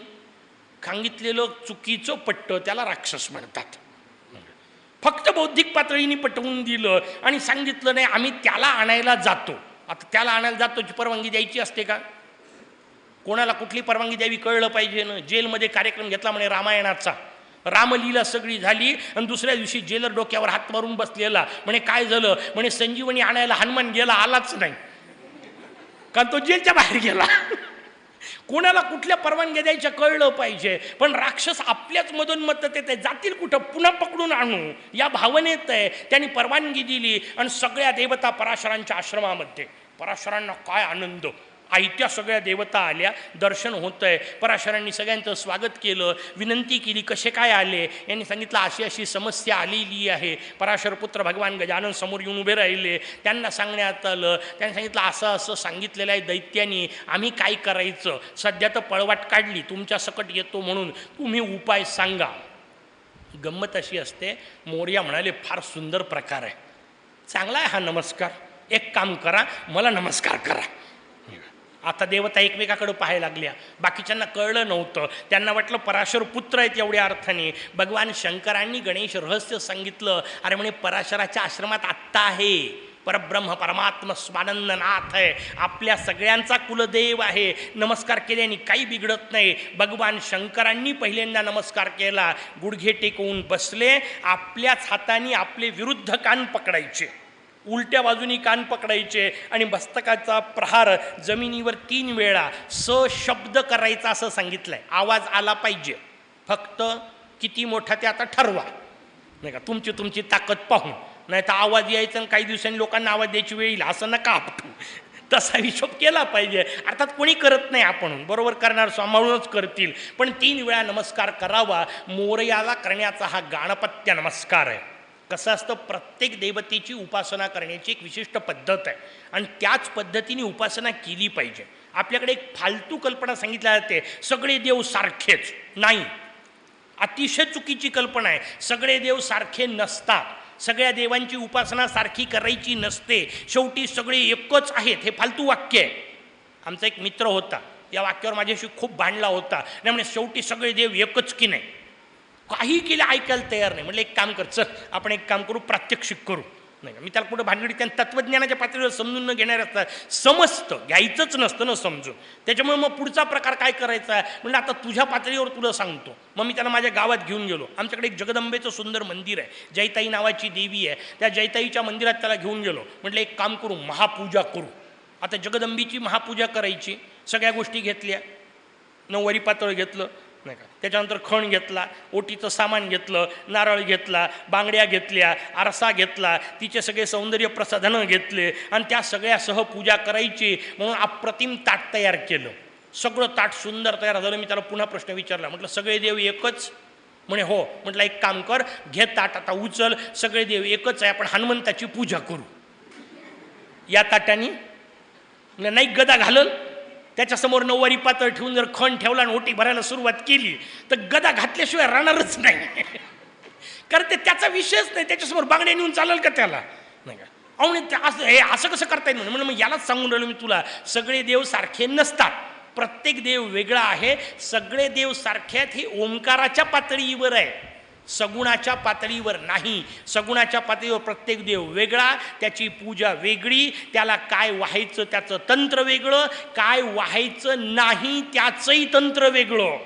वाहायचं तर तंत्र माहिती असलंच पाहिजे, पण एक वेळ ते नसलं माहीत चालतं. काय वाहू नये हे तर आधी माहिती पाहिजे, कारण चुका होता उपयोगी नाही. जसं आपल्याला तुळशीचं कथानक येणार आहे, गणेशाला तुळशी चुकूनही वाहू नये. वाहू नये सोडून द्या, बाकीच्यांनी वाहिलेल्या पाहू नये. शंकराला केवढा वाहू नये. प्रत्येक देवतेचा वेगवेगळ्या गोष्टी सांगितल्या. तसं पार्वतीचे जे स्वरूप आहे, उग्र स्वरूप जगदंबेचे जे आहेत, त्यांना कधीही दुर्वा वाहू नये. येईल आपण जेव्हा नित्ययात्रेवर बोलू तेव्हा सांगेल. दक्षिणद्वारावर आपल्या शिवपार्वतीचा विग्रह आहे आणि त्याच्यामुळे एका बाजूला भगवान शंकर उभे आहेत, दुसऱ्या बाजूला पार्वती उभी आहे. नित्ययात्रा करताना हातात दुर्वा घेऊन जाता. बाकी सगळ्यांना दुर्वा वाहिले तर चालतील, दक्षिणद्वारावर पार्वतीला दुर्वा वाहत जाऊ नका. त्या दिवशी पुन्हा सांगील, नित्ययात्रा सांगील तेव्हा. पण लक्षात ठेवा, पार्वतीला दुर्वा व्हायच्या नसतात. निदान तिच्या पुरतं का होईना एक शमीचं पान आणि एक मंदाराचं फुल घेऊन जात जा. बाकी सगळ्यांना दुर्वा व्हायला चालतील, तिला दुर्वा चालत नाही. कारण प्रत्येक गोष्टीच्या मागे काही विज्ञान आहे. त्यावेळेला सांगेल, जाऊ दे आत्ता आपला विषय नाही आहे. मला सांगायचं आहे, सगळ्या देवतांची वेगवेगळी पूजा आहे, तसं सगळ्या देवतांचे वेगवेगळे नमस्कारही आहेत. भगवान विष्णूंना नमस्कार करायचा असेल तर शांतपणे स्थिर उभं राहावं आणि स्थिर उभं राहून हृदयाच्या जवळ हाताची कमलवत आकृती करावी. कसे जोडायला नाही सांगितलं, कमळाचं जसं हे असतं तसं कमलवत आकृती केलेली असली पाहिजे. हा जसा कमळाचा कुंज दिसतो तसं कमल, हृदय कमल मी तुला समर्पित करतोय, अशा पद्धतीने भगवान विष्णूंना नमस्कार करायचा असतो. शंकरांना नमस्कार करायचा असेल तर शंकरांना नमस्कार करायचा असेल तर शंकरांच्या समोर जा, गाल दोन्ही फुगवा आणि असा डमरूसारखा आवाज काढायचा आणि मग भगवान शंकरांना वंदन करायचं. याला शिवनमस्कार म्हणतात. जगदंबेला नमस्कार करायचा असेल तर दोन्ही गुडघ्यांवर पाय टेकवून बसा, मागे आपले हात अशा पद्धतीने डावा, त्याच्या खाली उजवा, असा कमरेवर हात ठेवा आणि डोकं टेकवून जमिनीला नमस्कार करा. हा जगदंबेचा नमस्कार असतो. सूर्याला नमस्कार करायचा असेल तर रामदेव बाबा, त्या नमस्काराचं नावच सूर्य नमस्कार ना. त्या पद्धतीने 12 अंगाचा नमस्कार, सूर्य नमस्कार करावा. आणि आत्ता सांगितलं तसं मोरयाचा नमस्कार करायचा असेल तर गुडघ्यावर बसावं. त्याच्या आधी एक विधान सांगितलं, त्याला कुट्टन असं म्हणतात. कुट्टन याचा अर्थ अंगठा बाहेर ठेवून हे 4 बोटं आपले एकत्र करावेत, त्याच्यावर अंगठा असा ठेवावा आणि हे आपल्या इथल्या जागी 3 वेळा ताडण करावं. ही जी गंडस्थलं आपले आहेत याच्यावर 3 वेळा ताडण करावं, त्याला कुट्टन असं म्हणतात. आणि मग कुट्टन करून आपल्या विरुद्ध हाताने आपले कान पकडावेत आणि मोरयाच्या पायावर 3 वेळा मोरया सजीव आहे हे लक्षात ठेवून, नाही का, म्हणजे पायावर डोकं आपटायचे त्याचे पाय खराब व्हायचे असं नाही झालं पाहिजे. मोरया शांत आहे असं गृहीत धरून आपल्याच विरुद्ध हाताने आपले कान पकडायचे आणि शांतपणे नमस्कार मस्तक टेकवावं. मोरयाच्या समोर जाताना हा नमस्कार करत असताना आणखीन एक महत्त्वाची गोष्ट, मोरगावकरांना नवीन नाही पण बाकी सगळ्यांना या निमित्ताने पोहोचतंय म्हणून, मोरयाच्या समोर चुकूनही बिना शेंद्राचं जाऊ नये. शेंदूर न लावता मोरयासमोर गेलं तर कधीही यश मिळत नाही. हा विषय आपल्याला सिंदुराच्या कथेमध्ये आपण पाहू, पण विषय आला म्हणून मुद्दाम सांगतो. सिंदूर लावावा, खरं तर तो 12 स्थानी लावावा. 12 स्थानं दिले, त्यांचे मंत्र दिले, असंख्य गोष्टी दिल्या. किती बोलणार 21 दिवसात. पण मस्तकाला पहिल्यांदा वरती शिरोध ब्रह्मरंध्राला, त्यानंतर भुवईच्या मध्यभागी, दोन्ही कानांना, गळ्याला, दोन्ही खांद्यांना, हृदयाच्या ठिकाणी, बेंबीच्या ठिकाणी, दोन्ही कुक्षींना आणि पाठीला असा 12 जागी शेंदूर लावावा. त्याच्यावर गंध असावं. गंध तयार करण्याची एक फार अप्रतिम पद्धत शास्त्रांनी दिली आहे. विषय निघाला म्हणून फक्त सांगतो. त्याच्यामध्ये चंदन, रक्तचंदन, केशर, कापुरी, आगरू नावाचा काळं चंदन असतं. केशर, कापूर, कस्तुरी, आगरू आणि रक्तचंदन यांचा लेप करावा. तो मोरयाला अर्पण करावा. मग मोरयाच्या मूर्तीवरून काढून घ्यावा. शेंदूरही तसाच करावा. आपण जो शेंदूर लावणार आहे तो पहिले मूर्तीला अर्पण करावा, मूर्तीवरून काढून घ्यावा आणि मग तो शेंदूर लावावा. अर्थात एकदा मूर्तीवरून असा काढून घेतलेला शेंदूर असेल तर तो पुन्हा मूर्तीला लावायचा नसतो. त्याच्यामुळे स्वतःला लावायचा शेंदूर घरात वेगळा ठेवत जा, भगवंताला लावायचा शेंदूर वेगळा ठेवत जा. कारण त्याच्या मूर्तीवरून तो काढल्यावर ते निर्माल्य झालं. त्यामुळे ते पुन्हा भगवंताला लावायचं नसतं.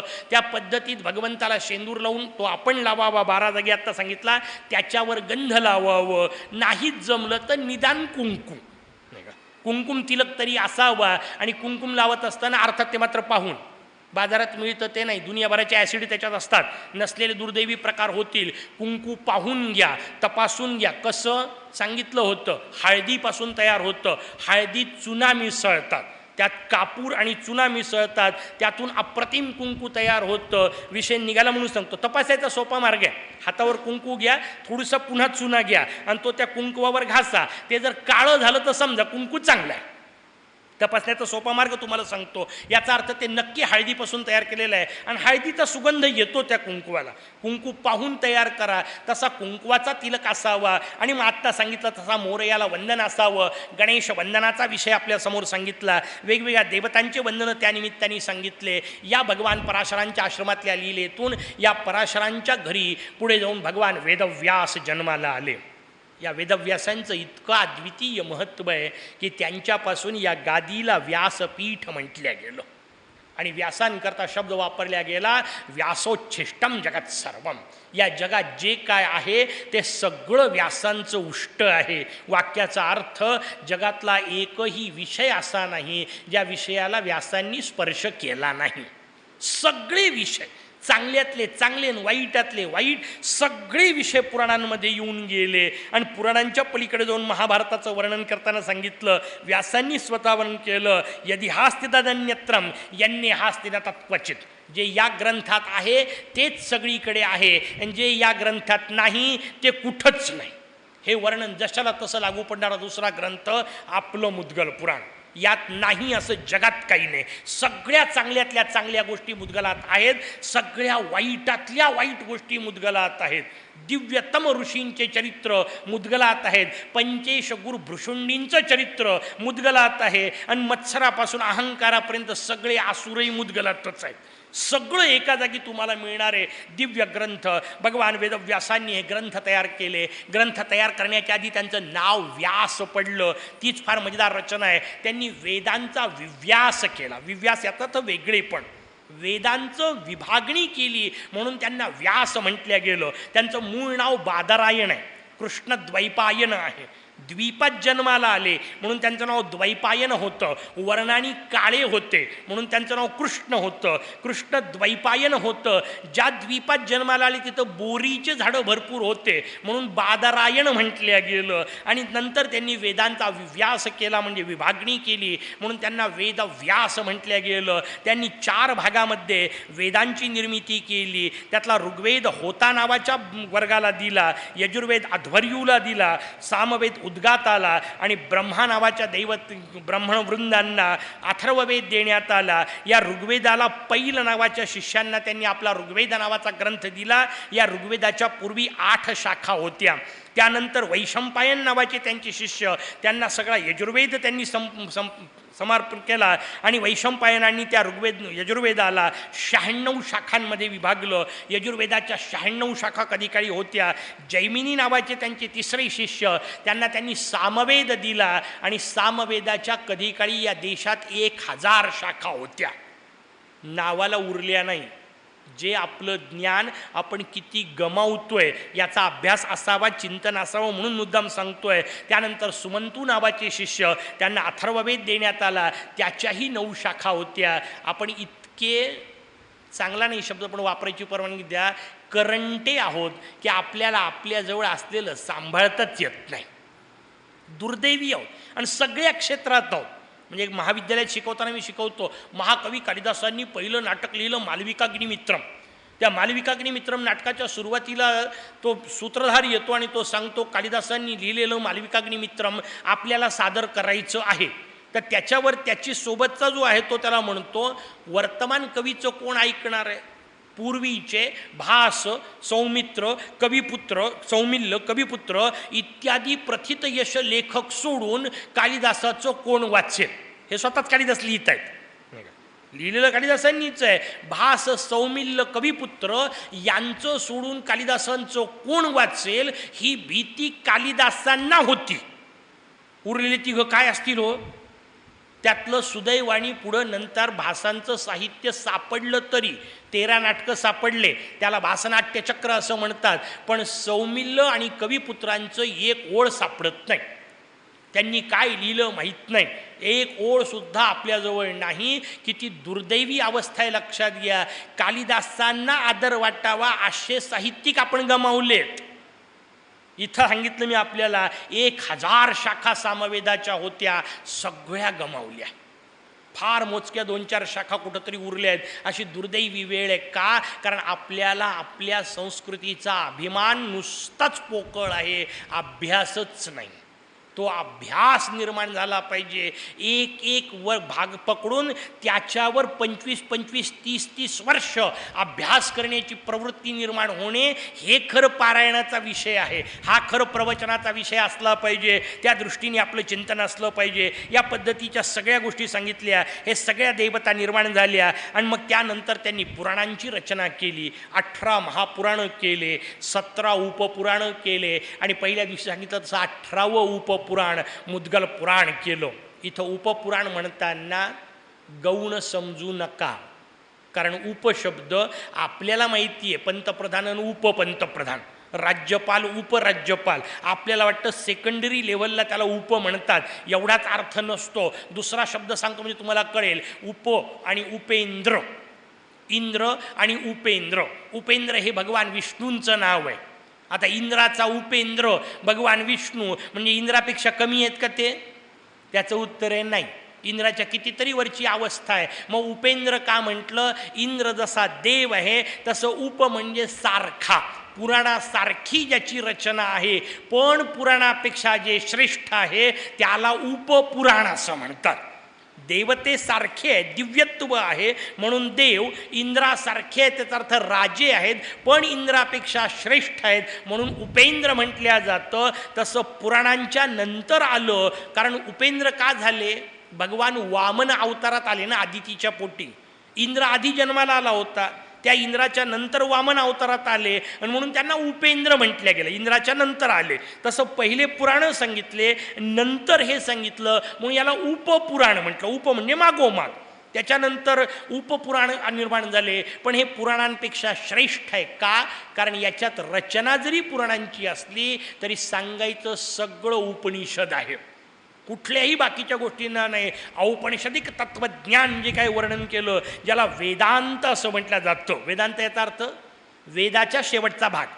वेद आपल्याला म्हटलं की वेद म्हटलं की ऋग्वेद, यजुर्वेद, सामवेद, अथर्ववेद एवढी 4 गोष्टी माहिती आहेत. तेवढ्या 4ला वेद नाही म्हणत. वेदांमधल्या प्रत्येक वेदात 4-4 प्रकारचे ग्रंथ असतात. पहिल्याला संहिता असं म्हणतात, दुसऱ्याला आरण्यक असं म्हणतात, तिसऱ्याला ब्राह्मण ग्रंथ म्हणतात आणि चौथ्याला उपनिषद म्हणतात. आणि हे 4 मिळून एक वेद असतो. म्हणून एक ऋग्वेद म्हटलं की तो वेद, त्याची संहिता, त्याचं आरण्यक, त्याचं ब्राह्मण आणि त्याचं उपनिषद मिळून एक वेद. त्याचं या सगळ्याच्या शेवटी कोणतं? उपनिषद. म्हणून वेदाच्या अंती आलेला भाग, म्हणून त्याला वेदांत असं म्हणतात. तो वेदांताचा विषय आपल्यासमोर उपनिषदांच्या सगळ्या तत्त्वज्ञानाचा मुद्गल पुराणाने वापरला. जे उपनिषदाची परिभाषा आहे ती मुद्गलांनी गाणपत्य पद्धतीत वापरली. थोडंसं मगाचं हिशोब मागचा कालचा परवाचा आठवा म्हणजे आपल्या लक्षात येईल. वेदांत सांगतं परब्रह्म परमात्मा असतो, मुद्गल म्हणतं गणेश असतात. उपनिषद सांगतं ते परब्रह्म परमात्म तत्व आपल्या स्वतःच्या योगमायेला जागृत करतं. गाणपत्य संप्रदाय सांगतो वल्लभा तयार होते. ती वल्लभा 2 रूपात नटते. जिथं उपनिषदांनी सांगितलं ती योगमाया 2 प्रकारे कार्य करते. एकीला विक्षेपात्मिका शक्ती असं म्हणतात, दुसरीला आवरणात्मिका शक्ती असं म्हणतात. आपल्याकडे सांगितलं तीच योगमाया वल्लभा 2 रूपात नटते. एकाला सिद्धी असं म्हणतात, एकाला बुद्धी असं म्हणतात. तेच सगळं वापरायचं आहे, फक्त परिभाषा बदलल्या, नावं बदलले. तिकडं आवरणात्मिका शक्ती म्हटलं, इकडं सिद्धी म्हटलं. तिकडं विक्षेपात्मिका शक्ती म्हटलं, इकडं बुद्धी म्हटलं. एवढाच फक्त फरक असतो. तिकडे सगुण माया शबलित ब्रह्म असा उपनिषदांनी शब्द वापरला, इकडे गुणेश म्हटलं. एवढाच फक्त फरक असतो. तेच तत्त्वज्ञान या परिभाषेत मांडलेलं आपल्याला मुद्गल पुराणात पाहायला मिळतं. असे हे 18 पुराणं तयार केले आणि मग भगवान वेदव्यासांनी प्रतिज्ञा केली, या 18ही पुराणामध्ये मी एकट्या गणेशाचंच वर्णन केलं. बरं, हे प्रत्येक देवतेचा आपला आपला जो अभ्यासक वर्ग असतो त्यांनी त्या त्या पद्धतीने वर्णन केलं असतं. तुकोबांना विचारा, तुकोबा सांगतात 18ही पुराणे हरीसी वर्णिती. ते म्हणतात एका हरीचं वर्णन 18ही पुराणात आहे. मुद्गल पुराण आपल्याला सांगतं 18ही पुराणात एकट्या मोरयाचंच वर्णन आहे. शौनकांनाही प्रश्न पडला, जसा तुम्हाला पडला तसा. म्हणजे कुठं 18 पुराणात एकाचं वर्णन आहे? प्रत्येक पुराणात तर वेगळीच देवता दिसते. सगळ्या पुराणांमध्ये एक एक एक एक वेगवेगळे देव आहेत. त्याचं उत्तर आहे, किती वेगळे देव दिसत असले तरी ते सगळे वेगळे देव ज्याचा अंश आहे त्याचंच एकट्याचं वर्णन आहे. आणि सगळे देव अंश कोणाचे? एकट्या ओंकाराचे. काल आपण सांगितलं तसं आकार एक देव आहे, उकार दुसरा आहे, मकार तिसरा आहे. पण गंमत पहा कशी आहे, या सगळ्या देवता ओंकाराच्या एक एक मात्रेच्या आहेत. अख्खा ओंकार एकत्र पाहिजे असेल तर माऊली सांगते देवा तूची गणेशू. गाणपत्य संप्रदाय नाही म्हणत आहे मी तर म्हणणारच आहे, मी दुसरं काही बोलणारच नाही मोरयाशिवाय. पण माऊलीवर तर तुम्ही आक्षेप नाही घेऊ शकत ना ते गाणपत्य होते म्हणून. पण माऊली सांगते, कारण माऊली खरं सांगते. हिशोब समजून घ्या. माऊली सांगते देवा तूची गणेशू, आणि बाकीचे जे ओंकाराची मात्रा म्हणून असलेले देव, त्या ओंकाराच्या मात्रेला माझ्या मोरयाचे अंगरूप वर्णन केलं. आकार चरणयुगुल, उकार उदर विशाल, मकारू महामंडल मस्तकाकारे. बरं, हे माऊलीच म्हणते असं नाही, हे तुकोबाई वापरतात. या सगळ्यांचं एक वाक्यता आहे. तुकोबांनी सांगितलं आकार तो ब्रह्मा, उकार तो विष्णू, मकार महेश मानियेला, ऐसे तिन्ही देव जेथोनी उत्पन्न, तो हा गजानन माय बाप. माझं नका ऐकू, तुकोबाचं तर ऐका. तुकोबा सांगतायत अरे मोरयाच्या पलीकडं काही नाही, ज्ञानोबा सांगतायत मोरयाच्या पलीकडं काही नाही. आणि आमचे सगळे तुकोबा ज्ञानोबांना मानणारे रामकृष्ण हरींनी सुरुवात करतात. नाही व्हायला पाहिजे. ते दोघंजण करताना वंदन गणेशाला करतात. माऊलीपेक्षा मोठं कोणी आहे का? माऊलीपेक्षा मोठं वैष्णव कोणी असू शकेल का? स्वतः परब्रह्म विष्णू स्वरूप माऊलीच्या रूपात आले. कारण काय झालं ते काल जसं सांगितलं ना बोलताना, की अर्जुनाने सांगितलं मला ती गीता आता व्यवस्थित आठवत नाही आहे. भगवंतानी तेव्हा त्याला उडवून लावलं, पण भगवंतानी कुठेतरी विचार केलाच असेल ना, हो बरोबर आहे, एवढ्या युद्धाच्या गडबडीत सांगितलं, बरं तसंही त्या तत्त्वज्ञान धडधड धडधड सांगून टाकलं, एवढ्या लवकर नाही लक्षात राहत, जर हळूवारपर्यंत सांगितलं पाहिजे असं भगवंतालाही कुठंतरी वाटलं असेल, म्हणून भगवंतानी पुन्हा अवतार घेतला. त्यालाच माऊली म्हणतात ना. म्हणून तर ते सगळं भगवद्गीतेचं तत्त्वज्ञान तेव्हा जे फक्त 700 श्लोकात सांगितलं ते वापस येऊन 9000 ओव्यांमध्ये सांगितलं. पण विषय निघाला म्हणून गंमत तुम्हाला सांगतो, कुठलाही अधिक्षेप करत नाही मी. भगवद्गीता ही मला मुद्गला इतकीच प्रिय आहे, ज्ञानेश्वरी मला मुद्गला इतकीच आदरणीय आहे. मी कुठल्याही ग्रंथाचा अधिक्षेप करत नाही आहे. मला माझं गाणपत्य तत्त्वज्ञान सांगायचं आहे म्हणून सांगतो. भगवद्गीतेत श्लोक आहेत 700. सप्तशती ती वेगळ्या अर्थाने. भगवद्गीतेमध्ये श्लोक आहेत 700, त्याच्यावर माऊलींनी ओव्या केल्या 9000. गंमत तुम्हाला पुढची सांगतो. गणेश गीतेमध्ये ओव्या आहेत फक्त 418. गणेश गीता 418, 11च अध्याय आहेत. तिकडं 18 अध्याय आहेत, इकडं 11च अध्याय आहेत. तिकडं 700 श्लोक आहेत, इकडं 418 श्लोक आहेत. पण गंमत तुम्हाला सांगतो, भगवद्गीतेवर जशी ज्ञानेश्वरी तयार केली 9000 ओव्यांची, तशी गणेश गीतेवर गणेश योगींद्राचार्य महाराजांनी योगेश्वरी निर्माण केली. 418 श्लोकांवर 10,031 ओव्या आहेत. तिकडं 700 होत्या, त्याच्यावर 9000च केल्या. इकडं 418च आहेत, त्याच्यावर 10,031 केल्या. आणि तरी योगींद्राचार्य महाराज म्हणत आहेत नाही, हे थोडक्यातच झालं. बरं, ते थोडक्यात झालं म्हटल्यानंतर त्याच्या पलीकडचा टप्पा आमच्या परमपूज्य हेरंबराज महाराजांनी केला. त्यांनी त्या योगेश्वरीवर बालबोधिनी नावाची टीका लिहिली. टीकेचं नाव किती सुंदर न, बालबोधिनी. वाचता वाचता लक्षात येते आपण बालही नाही आहो, शिशूच आहोत. कारण बालाला सांगितलं तेही जर कळत नसेल तर आपण शिशु अवस्थेत की नाही. बालबोधिनी नावाची टीका केली. एवढाले 3 खंड आहे, 600, 700 पानाचे 3 खंड. आणि तरी प्रत्येकाचं वाक्य एवढंच. हे मी जरा सविस्तर न सांगू शकल्यामुळे थोडक्यातच सांगतोय. आता हे जर थोडक्यात असेल तर सविस्तर किती? पहिल्या दिवशी सांगितलं रोज 3 तास 12 वर्ष मारणशे. हे इतकं व्यापक आहे, मला त्या निमित्ताने सांगायचं आहे. किती तत्त्वज्ञान भरलेलं आहे. ती गणेश गीता आपल्यासमोर. हे भगवान वेदव्यास आपल्याला सांगतायत की या 18ही पुराणामध्ये मी एकट्याचंच वर्णन केलं. शौनकांनी प्रश्न विचारला, अहो 18 पुराणात कुठे एकट्याचं वर्णन आहे? सांगितलं एकट्याचंच वर्णन आहे. एका जागी सगुण ब्रह्मरूपात केलं, एकातलं सतब्रह्मरूपात केलं, एकात असत ब्रह्मरूपात केलं, एकात समब्रह्मरूपात केलं, एकात नेती ब्रह्मरूपात केलं, कुठं सांख्य ब्रह्मरूपात केलं, कुठं अद्वैत ब्रह्मरूपात केलं. सगळीकडं वर्णन जरी केलं असलं तरी शेवटी मी एका मोरयाचंच वर्णन केलं. कारण हे सगळं मिळून शेवटी माझा एकच मोरया आहे. बाकीचं जे काय वर्णन केलं असेल ते एकेका बाजूचं केलं. म्हणजे विष्णूचं वर्णन केलं असं जेव्हा वाटत असेल तेव्हा मी पूर्वद्वाराचं वर्णन केलं, दक्षिणेला शंकराचं वर्णन केलं. असे जेवढे पुराणं असतील तेवढे दक्षिणद्वाराचं वर्णन केलं. जेवढे काय शक्तीवरचे पुराणं असतील ते पश्चिमद्वाराचं वर्णन केलं. ज्ञानपर जेवढे काय पुराणं असतील ते उत्तरद्वाराचं वर्णन केलं. पण लक्षात ठेव, हे द्वारं बाहेर आहेत. हे सगळे द्वारं पार करून आतमध्ये येऊन पोहोचेल तेव्हा एक एक टप्पा अलीकडं येईल. आणि मग एक एक टप्पा जेव्हा अलीकडं येशील तेव्हा तुला शेवटी भगवान मयुरेश्वर सापडेल. त्याचंच वर्णन सगळीकडे आहे.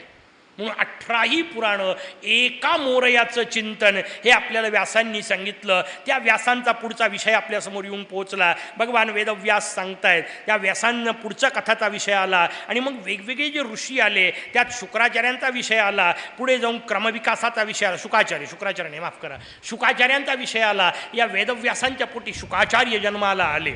वर्णन असं आहे, शुकाचार्य 12 वर्ष जन्मालाच आले नाही, ते मातृगर्भातच होते. 12 वर्ष प्रगटच झाले नाही, बाहेरच आले नाही. किंवा असं कुठं होऊ शकतं का? याच्या पलीकडचा एक प्रकार तुम्हाला चीनी साहित्यामध्ये पाहायला मिळतो. लाओत्से नावाचा एक विद्वान होऊन गेला त्या भागात, तत्त्वज्ञ. असं म्हणतात की हा लाओत्से म्हातारा जन्माला आला होता. हा जन्माला आला तेव्हाच वृद्ध होता, नाही का? एक मजेदार कथा मला सहज आठवली. या लाओत्सेचं हे म्हातारपण एकाने ओशोंना, रजनीशांना विचारलं होतं. म्हणजे लाओत्से म्हातारा जन्माला आला हे तुम्हाला आश्चर्यकारक वाटत नाही का? लाओत्से म्हातारा जन्माला आला हे तुम्हाला आश्चर्यकारक वाटत नाही का? ओशो म्हणजे मस्त उत्तरं द्यायचे. ज्याला गंमत म्हणून उत्तरं वाचायची त्यांनी ओशो जरूर वाचावा. पण अर्थात तत्त्वज्ञानाकरता नाही सांगत, तो वेगळा विषय. पण ओशोंनी फार सुंदर उत्तर दिलं. अरे म्हणे, लाओत्से म्हातारा जन्माला आला हे मला जास्त आश्चर्य नाही वाटत. अनेक लोक बालपणातच मरतात हे जास्त आश्चर्य आहे. मोठे होतच नाहीत. म्हातारा जन्माला याचा अर्थ त्याचे केस पिकले की नाही हा भाग महत्त्वाचा नाही, तो चिंतनाने प्रौढ जन्माला आला. तसं 12 वर्षानंतरच प्रगट झाले. 12 वर्ष जन्मालाच यायला तयार नाही का? कारण म्हणतात बाहेर आलं की सगळा मायेचा पसार आहे, यायचंच नाही. बरं आल्यानंतरही थांबले नाही, धावत सुटले. आणि धावत सुटले, मला वैराग्य प्राप्त झालेलं आहे, मी आता मुक्तीचा मार्ग लागेल. आणि वेदव्यास त्यांच्या मागून धावतायत. प्रसंग आपल्याला सगळ्यांना भागवतात ऐकून माहिती आहे. वेदव्यास त्यांच्या मागे धावतायत. हे धावणं मोठं सुंदर आहे. शुकाचार्य सांगतात मी थेट मुक्तीच्या मार्गावर जातो. आणि भगवान वेदव्यास त्यांना सांगतात बाबा अशा भानगडीत पडू नको, क्रमविकासाने जावं, टप्प्याटप्प्याने जावं. जन्माला आलाय, पहिले ब्रह्मचर्याश्रम पालन कर, ब्रह्मचर्याश्रम झाल्यानंतर गृहस्थ हो, गृहस्थ झाल्यानंतर वानप्रस्थ स्वीकार, आणि मग संन्यास घ्यायचा असतो. उठून उडी मारायची नसते, तेवढी आपली ताकद नसते. आणि त्याच्या पलीकडचं समजा अशी उडी मारून तात्कालिक वैराग्याच्या भरोशावर एखादा गेला आणि संन्यास घेऊन मोकळा झाला, आणि नंतर जर त्याला एखादी वासना झाली तर इकडूनही गेला आणि तिकडूनही गेला. त्याच्यापेक्षा ठरलेल्या पद्धतीने जावं. तुमच्या माझ्या संस्कृतीचं हे वैभव आहे, लक्षात घ्या. आपले बहुसंख्य ऋषी हे गृहस्थाश्रमी आहेत.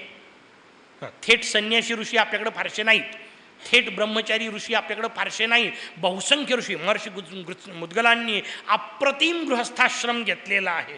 त्या गृहस्थाश्रमाचं वर्णन आपल्यासमोर आलं. का गृहस्थ असावं? आमचे पूज्य गुरु महाराज फार सुंदर सांगायचे, गृहस्थाश्रम स्वीकारून साधना करणं हे किल्ल्यात राहून लढण्यासारखं असतं. सेक्युअर असता तुम्ही, सुरक्षित असतं. समजा एखादी वासना काही काळापुरती जागृत झाली तरी ती पूर्ण करण्याचा तुमच्याजवळ मार्ग असतो. केवळ एका वासनेपुरता विचार नका करू, त्या अर्थाने नाही म्हणत आहे. समजा मला सोनं वापरायची इच्छा झाली तर मी घेऊ शकतो. का? कारण गृहस्थाला वापरायला परवानगी आहे. समजा मला एखादं सुंदर काहीतरी बिछाना असावा असं वाटलं तर मी तयार करू शकतो, कारण मी गृहस्थ आहे. संन्यासाला ह्या सोयी नाहीत, नाही का? त्याला सोनं घालायची इच्छा झाली की मेला. संन्यास धर्म किती कठीण आहे. आचार्यांच्या जीवनातला एक प्रसंग आहे. जगद्गुरू शंकराचार्य महाराज रस्त्याने चालले होते. एका गावात एका संन्यासाचं देहक्रमण झालं होतं. आणि देहक्रमण झाल्यानंतर त्यांना पुरायचं ठरलं, कारण संन्यासाला अग्नी द्यायचा नसतो, त्यांना समाधी द्यायची ठरली. आचार्य कर्मधर्म संयोगाने तिथून आले आणि जवळून जाणाऱ्या आचार्यांनी त्यांच्याकडे पाहून सांगितलं, म्हणे याला जाळून टाका. लोकांना मोठं आश्चर्य वाटलं.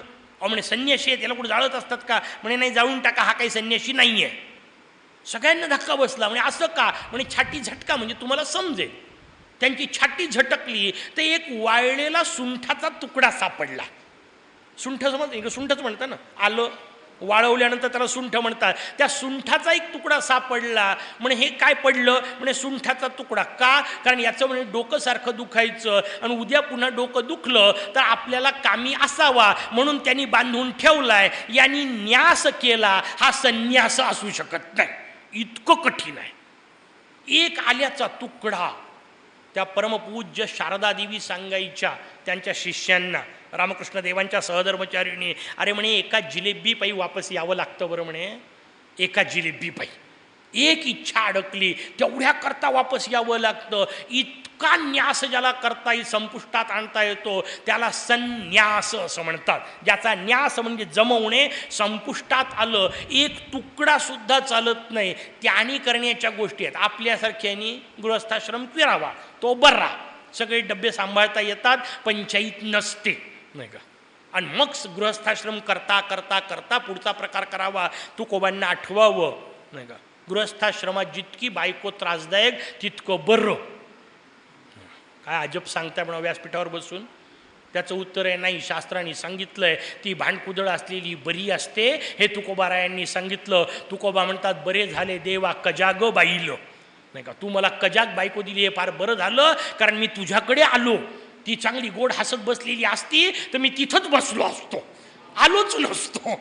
संसारामध्ये येणारे विघ्न सुद्धा साधनेला फायदा आहे हे ज्यांना समजतं त्यांचे तुकोबा होतात.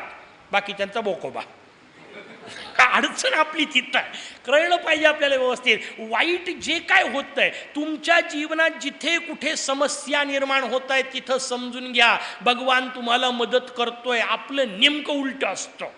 आठवली म्हणून कथा सांगतो. एक आंधळा होता, रस्त्याने चालला होता. फिरता फिरता रस्त्यात जाताना एक माणूस जवळून आला आणि त्याने त्या आंधळ्याला धक्का मारला. हा आंधळा जो शिव्या द्यायला लागला. मूर्खासारखे माणसं आहेत, समजत नाही का? मी आंधळा आहे म्हणून काय झालं, यांना दिसत नाही का? आंधळ्याला कुठं असं धक्का देत असतात का? वगैरे वगैरे. त्यांनी वाटेल तशा शिव्या दिल्या. तोपर्यंत एक माणूस खरडत खरडत त्याच्या जवळ आला, कारण त्याला पाय नव्हते. जो आला तो त्यांनी खरडत खरडत जवळ येऊन सांगितलं, म्हणे विनाकारण तू त्याला शिव्या देतोय, त्याने तुला वाचवलं. म्हणजे काय? म्हणे समोर मोठा खड्डा होता, कालच म्युन्सिपाल्टीवाल्यांनी खोदला होता, तुझ्या रोजच्या रस्त्यात तुला माहीत नव्हता, तू खड्ड्यात पडणार अशी अवस्था होती. ओरडला असता तरी पडला असता, त्यांनी थांब म्हटलं असतं तरी तू पडला असता. त्याच्याजवळ करण्यासारखी एकच गोष्ट होती, त्यांनी धक्का मारला, तुझ्या फक्त कोपराला लागलं, उरलेला वाचला. कायम लक्षात ठेवा, असं जेव्हा जेव्हा आपल्या कोपऱ्याला लागेल तेव्हा समजून घ्या पुढं गड्डा होता आणि मोर्याने धक्का मारला. वाचलोय याचा अर्थ काहीतरी भयानक मधून वाचलोय, आपल्याला कळत नाही म्हणून आपण ओरडत फिरतो, माझ्याच वाट्याला असं का?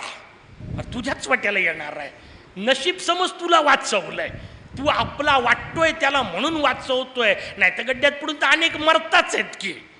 भगवान वाचवतो. प्रत्येक वेळा दिलेला धक्का या अंगाने समजून घ्या. ती रचना आपल्यासमोर सांगितली, कश्यपांचा विचार आला, मग पुढं कथा येताना पुढची गौतमांचा सांगितली. जसा वशिष्ठांचा विषय सांगितला तसा गौतमांचा सांगितला. आणि मुद्गल पुराणांनी गौतमांचं वर्णन कृषितज्ञ म्हणून केलं आहे.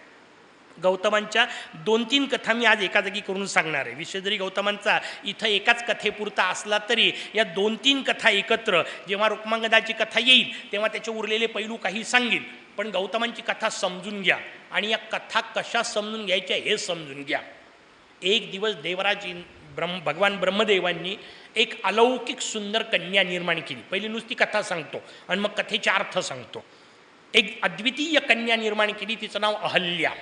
ही अहल्या नावाची कन्या इतकी सुंदर होती की सगळ्यांनी मागणी घातली. सगळ्यांनी सोडून द्या, देवराज इंद्राणी मागणी घातली.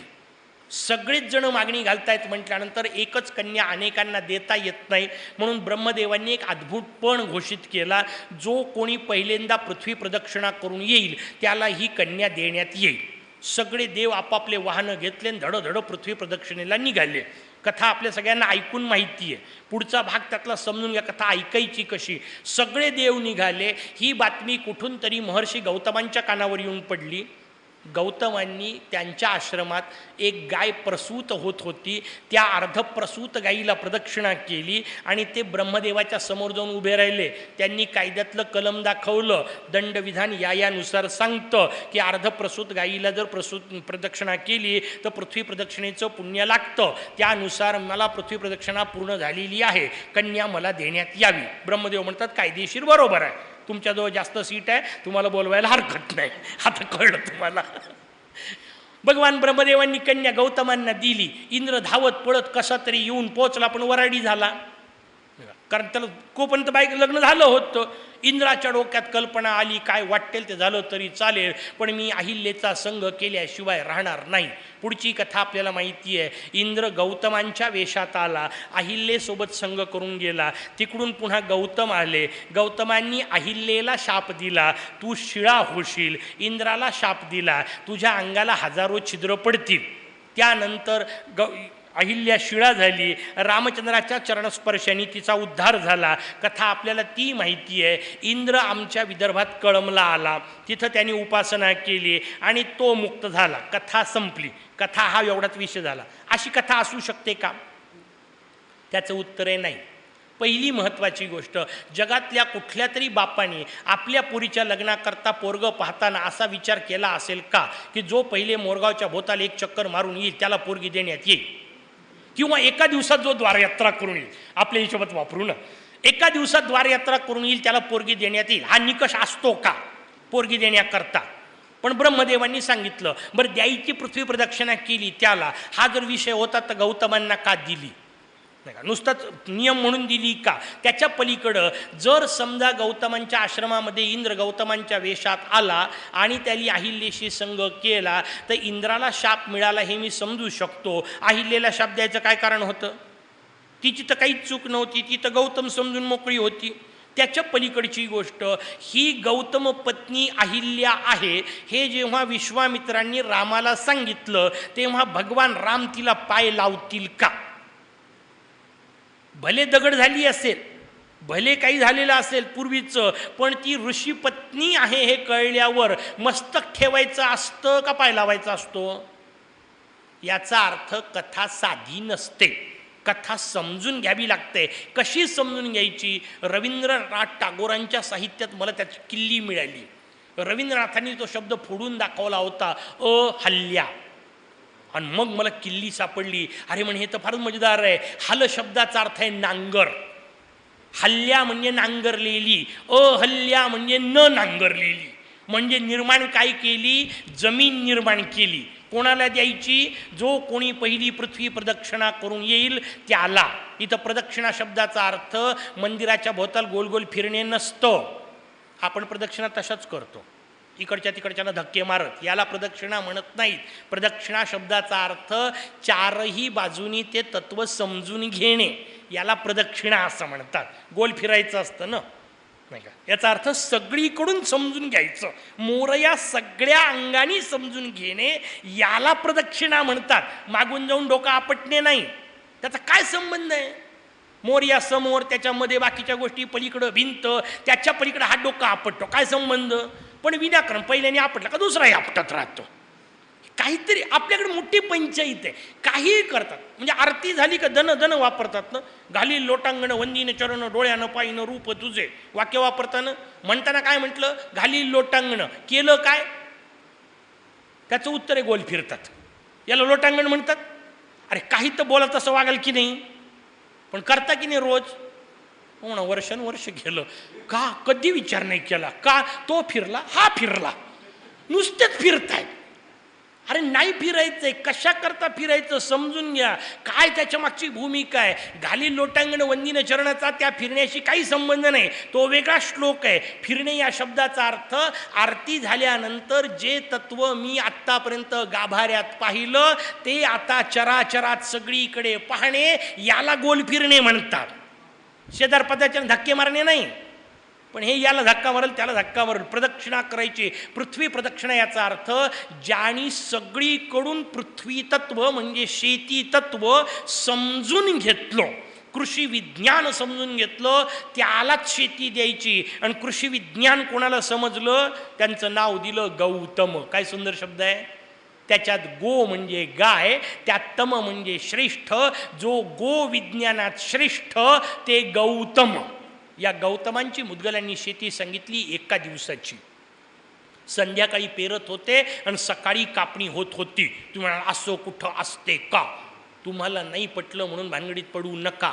आपल्या पटण्याच्या पलीकडं अनेक गोष्टी असतात. जसं या सगळ्या आधीच्या पिढीच्या लोकांना विचारा, यांच्या लहानपणी एक वाक्य होतं, आजोबांनी झाड लावायचं, नातवानी आंबे खायचे. बरोबर? आता उरलंय तसं? नाही उरलं. 5 वर्षात फळं येतात. तुम्हीच लावलेले आंबे तुम्हालाच खाता येतात आयुष्यात 3-4 वेळा, नाही का? कारण 4-5 वेळा, प्रत्येक वेळा 5-5 वर्षांनी झाडं लावत जा, पुन्हा पुन्हा मिळतील खायला, काही प्रश्न नाही आहे. म्हणजे आपण 3 पिढ्यांचे झाडं 5 वर्षांवर आणले, काही दिवसांनी एका दिवसाची शेतीसुद्धा होईल. तोपर्यंत पुराणांना भाकड कथा म्हणू नका. सगळं शक्य आहे. आपल्याला समजत नाही, ही आपली अडचण आहे. एका दिवसाची शेती करायची, अत्यंत मोठा दुष्काळ पडला, गौतम एका दिवसाची शेती करतायत, गो विज्ञानाच्या भरोशावर करतायत. मला ते सांगायचं आहे. पहिल्यांदा तर लोकांनी मुकाट्याने त्यांचं सगळं विज्ञान स्वीकारलं, पण नंतर त्यांचं नाव होतं हे पाहिलं की त्यांच्यावर आरोप करायचे ठरले. एक मरतुकडी गाय मुद्दाम शेतात पाठवण्यात आली. गौतमांनी तिला हाकलण्याचं निमित्त झालं. गाय जागेवर मेली आणि गौतमांनी गोहत्या केली म्हणून सगळ्यांनी बोंबाबोंब केली. आरोप करायला सोपं असतं, गोहत्या केली गोहत्या केली, पण वाक्य व्यवस्थित समजून घ्या. मेली कोणती गाय? जी अत्यंत मरतुकडी होती, भाकड अवस्थेतली होती. ती गाय जरी मेली तरी गौतम संपतात, हे समजून घ्या पुढचं. म्हणजे भाकड गाय सुद्धा कृषीच्या उपयोगाची आहे. आपण तिला कृषीच्या उपयोगाची न समजता जेव्हा विकतो तेव्हा शेतकऱ्यावर आत्महत्येची वेळ आली. हे पुढचं तत्व आपल्याला सांगायचं आहे. मग ती गाय बाहेर पाठवण्यात आली. गौतम गोहत्येने युक्त झाले. गोहत्येतून दूर होण्याकरता त्र्यंबकेश्वरला येऊन पोहोचले. तिथे येऊन त्यांनी तपश्चर्या केली. ती कथा पुन्हा वेगळी. तिथे येऊन तपश्चर्या केली, तिथे दक्षिण गंगा प्रगट झाली, गोदावरी. तिच्या कथेमध्ये ते सगळं वर्णन आहे. तितके दिवस गौतम शेतातून दूर आहेत. म्हणजे कसंही करून गोविज्ञानवाला माणूस शेतातून बाहेर काढायचा. एकदा तो बाहेर गेला की काय करता येतं, इंद्राला तिथं घुसता येतं. इंद्र हा सत्ताधीशाचं प्रतीक आहे. एकदा शेतकरी शेतातून दूर गेला की मग त्या जमिनी वाटेल तशा विकत घेता येतात आणि त्याच्यावर आपल्याला पाहिजे तसे सेज उभारता येतात. याला इंद्राचा तिच्यावरचा अत्याचार म्हणतात. तिने अत्याचार केला. अत्याचार दोन प्रकारचा, एक कृषीच्या लायकीची न ठेवणे हा पहिला अत्याचार, आणि दुसरा एकाच जमिनीतून एकाच वर्षी 4-4 वेळा पिकं घेत राहणे हा अत्याचार आहे. हा तिच्यावरचा बलात्कार आहे. लक्षात घ्या, तिने वर्षातून एक पीक द्यायचं असेल तर तिच्यातून 4-4 पिकं रासायनिक मारा काढणे याला बलात्कार म्हणतात. परिणाम काय झाला, सगळी जमीन दगड झाली, म्हणून अहिल्या शिळा झाली. आता किती खतं टाका पिकच येत नाही. आपल्याकडचा शब्द सांगू, पांढरी पडणे. इतकं पाणी टाकलं, इतके खतं इतकं क्षार टाकले की आता काही करा येतच नाही पिकं. ही परिस्थिती पुढची निर्माण झाली. सगळी जमीन दगड झाली. अहो सगळेजण आपले लोक आठवा, तुमच्या माझ्या लहानपणी लाकडाचा नांगर होता की नाही हो?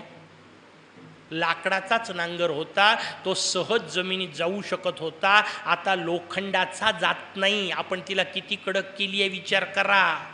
याला अहिल्या शिळा होणे असं म्हणतात. दुसरा परिणाम झाला इंद्रावर. इंद्राच्या शरीराला हजारो छिद्र पडले, त्याला नाना प्रकारचे रोग म्हणतात. शेतकरी मातीत गेला, कारण त्या अन्नद्रव्यांनी, विषारी अन्नद्रव्यांनी खाऊन शेतकरी आणि शेतीच्या भरोशावर वागणारे सगळे प्रकृती मातीत घालून मोकळे झाले. शाळेमध्ये 5-5 वर्षाचे पोरं जाड भिंगाचा चष्मा लावून जेव्हा पाहायला मिळतात तेव्हा इंद्राच्या शरीराला छिद्र पडणे म्हणजे काय ते कळतं. नोव्हेंबरच्या उन्हाळ्यामध्ये पोरं प्रार्थनेच्या वेळा पडतात. ही परिस्थिती आहे. नोव्हेंबरचं ऊन सुद्धा त्यांना सहन होत नाही, मेचा तर विचारच नाही. ही परिस्थिती आहे. हे जर राष्ट्राचे भावी आधारस्तंभ असतील तर राष्ट्र उभं कशावर राहील? कारण फोक्सं आपण सगळं करून टाकलं. तुमच्या माझ्या लहानपणी एवढाच मुळा येत होता, हाता एवढा, पण खाल्ला तर 2 दिवस मुळ्याची ढेकर येत होती. आता मुळा आला एवढा, खाल्ला तर चवच लागत नाही.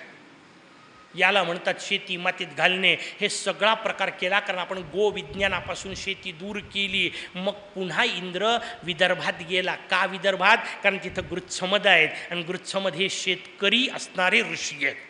पण सोडून द्या, तेव्हा गृत्समद पाहू तेव्हा आपल्याला सांगू. गौतमांची ही 1 दिवसाची अद्वितीय शेती सांगितली.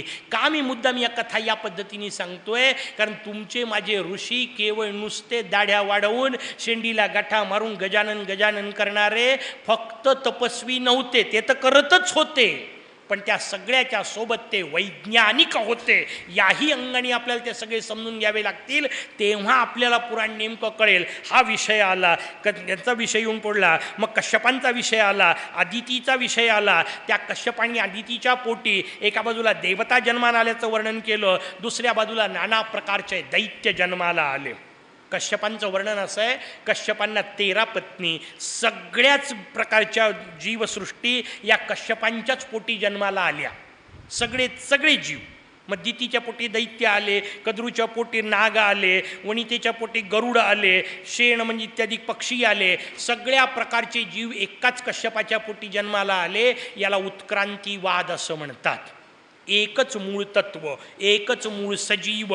जशी परिस्थिती बदलतो, म्हणजे कश्यप एक, बायको बदलली की त्याचे पोरं बदलले, तसं जशी परिस्थिती बदलते तसं तो जीव वेगवेगळ्या रूपात विकसित होतो. ही जी उत्क्रांतीवादाची कल्पना आपल्याला नवीन विज्ञानाने सांगितली ती कश्यपांच्या रूपात सांगितली. त्या कश्यपांच्या घरी भगवंताचे अवतार झाले आणि मग त्या कश्यपाकडे जसे त्या बाजूला भगवंताचे अवतार झाले, सगळे दैत्य झाले. त्या दितीच्या पोटी हिरण्याक्ष आणि हिरण्यकश्यपू जन्माला आले. काल आपण ज्यांचं वर्णन पाहिलं, तो हिरण्यकश्यपू जन्माला आला आणि त्या हिरण्यकश्यपूच्या पोटी प्रल्हादात तुझा जन्म झाला. एवढं लांबलचक सगळं गृत्समदांनी त्या प्रल्हादाला ऐकवलं आणि मग तिथून पुढचा विषय आला. म्हणे प्रल्हादा तुला सुद्धा पहिल्यांदा नरसिंह रूपात भगवंतांनी दर्शन दिलं, त्यावेळा तू शांतपणे चांगला राहिला, पण नंतर तू मूळचा दैत्य, तू तुझ्या मित्रांमध्ये राहिला, तिथं राहिल्यामुळे संगतीने तुझ्यावर दोष निर्माण झाला, पुन्हा तुला राक्षसी प्रवृत्ती आली, तू पुन्हा देवतांवर आक्रमण करून गेला. पण पूर्वीच्या तुझ्या प्रेमाचा विचार करता भगवान विष्णूंनी तुझे सगळे सोबती मारले, तुला मात्र आणून पुन्हा पाताळात ठेवलं, पण त्या सगळ्याचा परिणाम तुझ्यावर झाला आणि म्हणून तुझ्या आतमध्ये मद निर्माण झाला, माझ्यासारखा कोणी नाही असं निर्माण झालं. तुला जर जगायचं असेल आणि सुखाने राहायचं असेल तर प्रल्हादा तुझ्या मनातला हा मद मार, कारण हा मदासुर जोपर्यंत मारल्या जात नाही तोपर्यंत प्रल्हादा तू सुखी होत नाही. स्वाभाविक प्रल्हादाने प्रश्न विचारला, मदासुर हे तर नावही कधी ऐकलं नव्हतं, हा कोणता राक्षस आहे, मला काहीतरी समजावून सांगा या चरित्र. आणि मग गृत्समदांनी प्रल्हादाला मदासुर चरित्र सांगायला सुरुवात केली. कसा निर्माण झाला, म्हणे भृगू नावाचे ऋषी झाले. या भृगू नावाच्या ऋषींना सुलोमा नावाची पत्नी होती. या सुलोमा नावाच्या पत्नीला आश्रमात पाहण्याकरता एक दिवस चुकून एक राक्षस तिथून गेला. त्या राक्षसाने त्या सुलोमेकडे पाहिलं आणि राक्षसाला आठवलं काय, ही राजकन्या आहे मूळची. अनेक ऋषींनी राजकन्यांशी लग्न केल्याचं तुमच्या माझ्या पुराणांमध्ये पाहायला मिळतं. ही राजकन्या असलेली सुलोमा जी आहे, या सुलोमाला लहानपणी तिच्या बापानी बोलता बोलता बोलला होता, अत्यंत खोड्या करते तू, थांब एखाद्या राक्षसालाच तुला देतो. आता हे गमतीने वाक्य असतं, आपण सहज बोलतो तशा पद्धतीत बाप बोलला. हा राक्षस तिथून चालला होता, याला वाटलं जमलं आपल्याला भेटली, याच्या डोक्यात ते पक्क बसलं, तुला राक्षसाला देतो म्हणून. काही दिवसांनी ती भृगूंशी लग्न करण्यात आलं, भृगूंच्या आश्रमात आली. या राक्षसाला आता आठवलं, तेव्हा लहान होती, न्यायचं नव्हतं, आता व्यवस्थित तरुण झालेली आहे. या हिशोबात तिच्या मागं लागला. राक्षस तिला पकडून नेतोय. ही म्हणते मी भृगुपत्नी आहे, तू माझ्या का मागं लागला, म्हणजे तुझ्याच बापाने मला दिलेलं होतं. म्हणे अरे पण मी आता दुसऱ्याची पत्नी आहे. तो म्हणते ते तुमच्याकडचे नियम आहे, आम्हाला कुठं चालतात. दिसली ती बाई उचलायची, यालाच तर राक्षस म्हणतात नाही का. मी तुला उचलून नेणार. तर म्हणे कशावरून तुला दिलेलं होतं, म्हणे ते काय समोर अग्नी पेटलेला आहे त्याला विचार, कारण अग्नीचा संबंध आपल्याकडे त्याला जातवेदा असं म्हणतात. जे काय जगात घडतं ते सगळं त्याला कळतं. म्हणून तुमच्या माझ्याकडचा कुठलाही संस्कार हा अग्नीशिवाय होत नाही. काही करायचं असलं की समोर यज्ञकुंड पेटवायचं आणि अग्नी साक्षिक, अग्नीला साक्ष ठेवून प्रत्येक गोष्ट करायची असते. ती भारतीय संस्कृती, त्या अग्नीला माहिती आहे. त्या सुलोमीने अग्नीला विचारलं खरं आहे का, अग्नी काहीच बोलला नाही, कारण राक्षस भयानक समोरच उभा होता.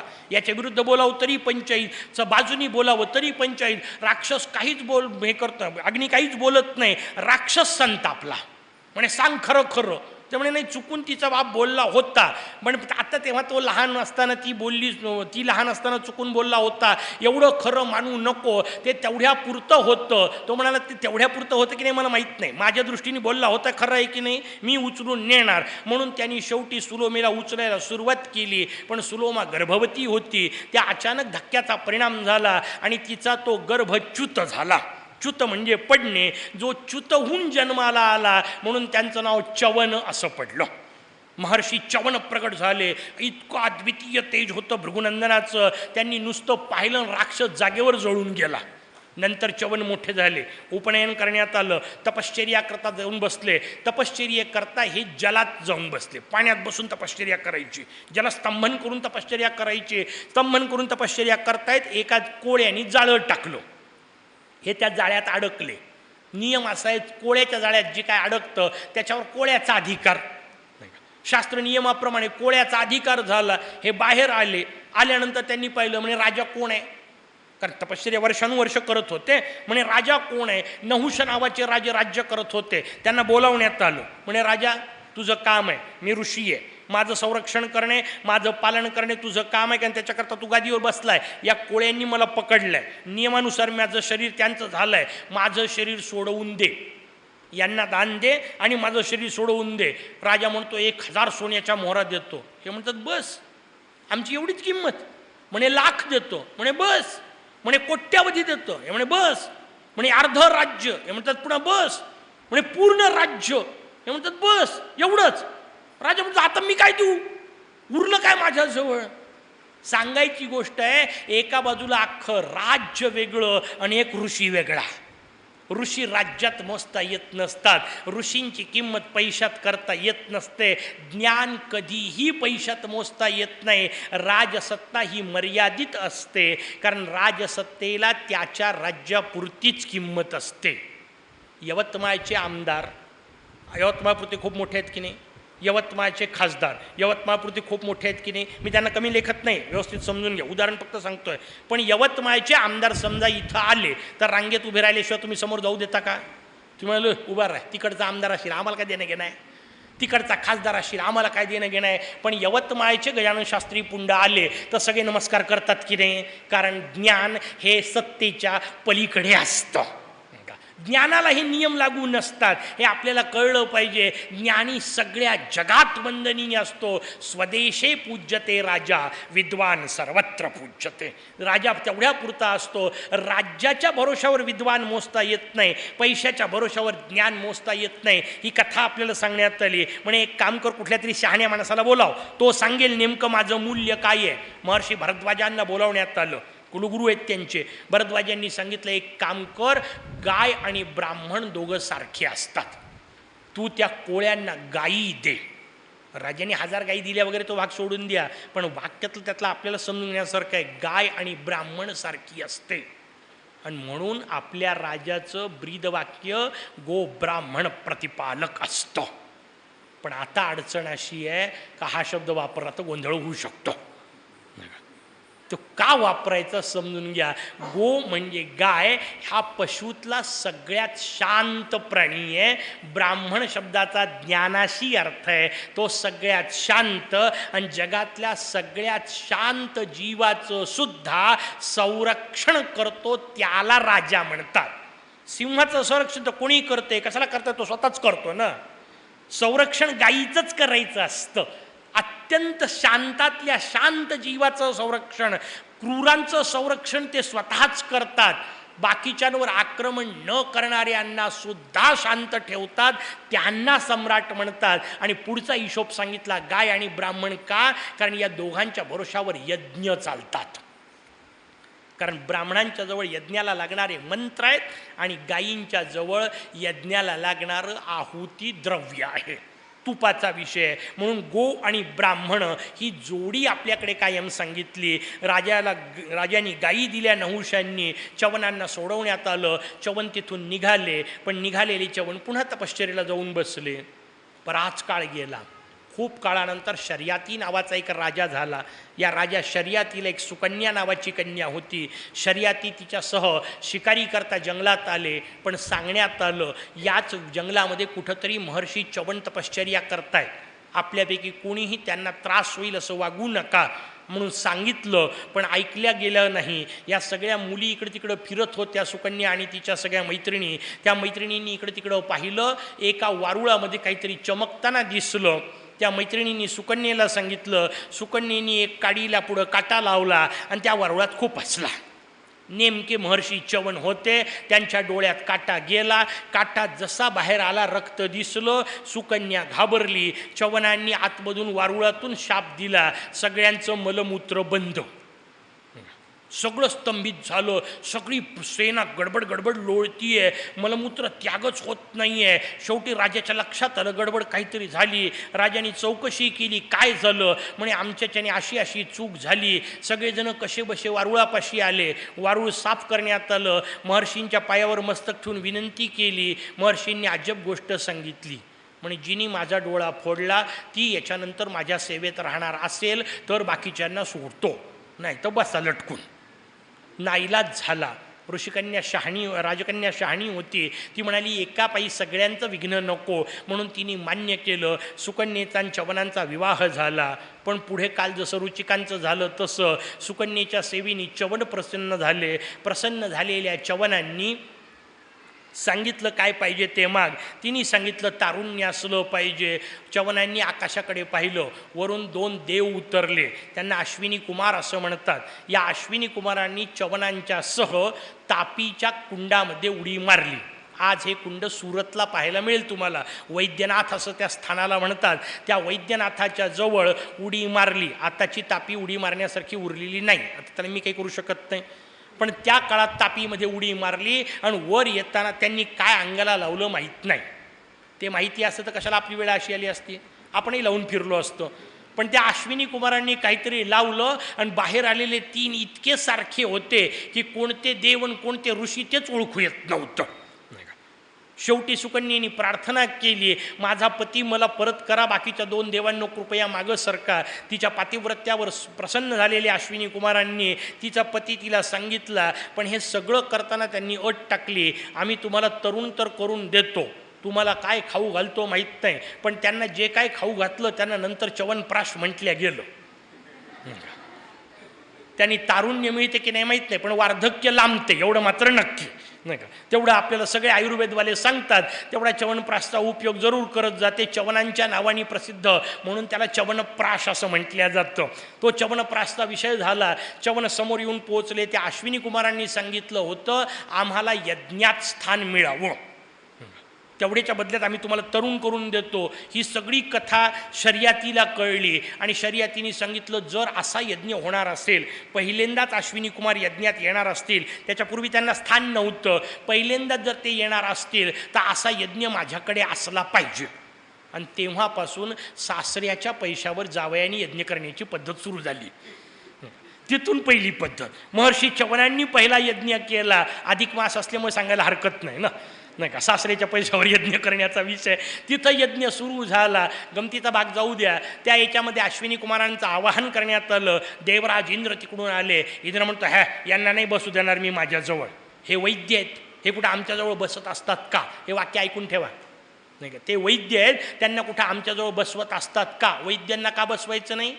कारण वैद्य हे माणसाच्या रोगावर जगतात, त्या काळची पद्धत आहे, आता बद्दल नाही. आता डॉक्टरला काय वाटेल तेवढा मान आहे, हो, नाही का. आत्ताच्या याच्याबद्दल नाही बोलत आहे. वैद्यांच्या भरोशावर नाही का? कारण इतरांच्या रोगांवरच ज्यांचं जगणं अवलंबून आहे ते लोक समाजामध्ये श्रेष्ठ मानल्या जात नव्हते.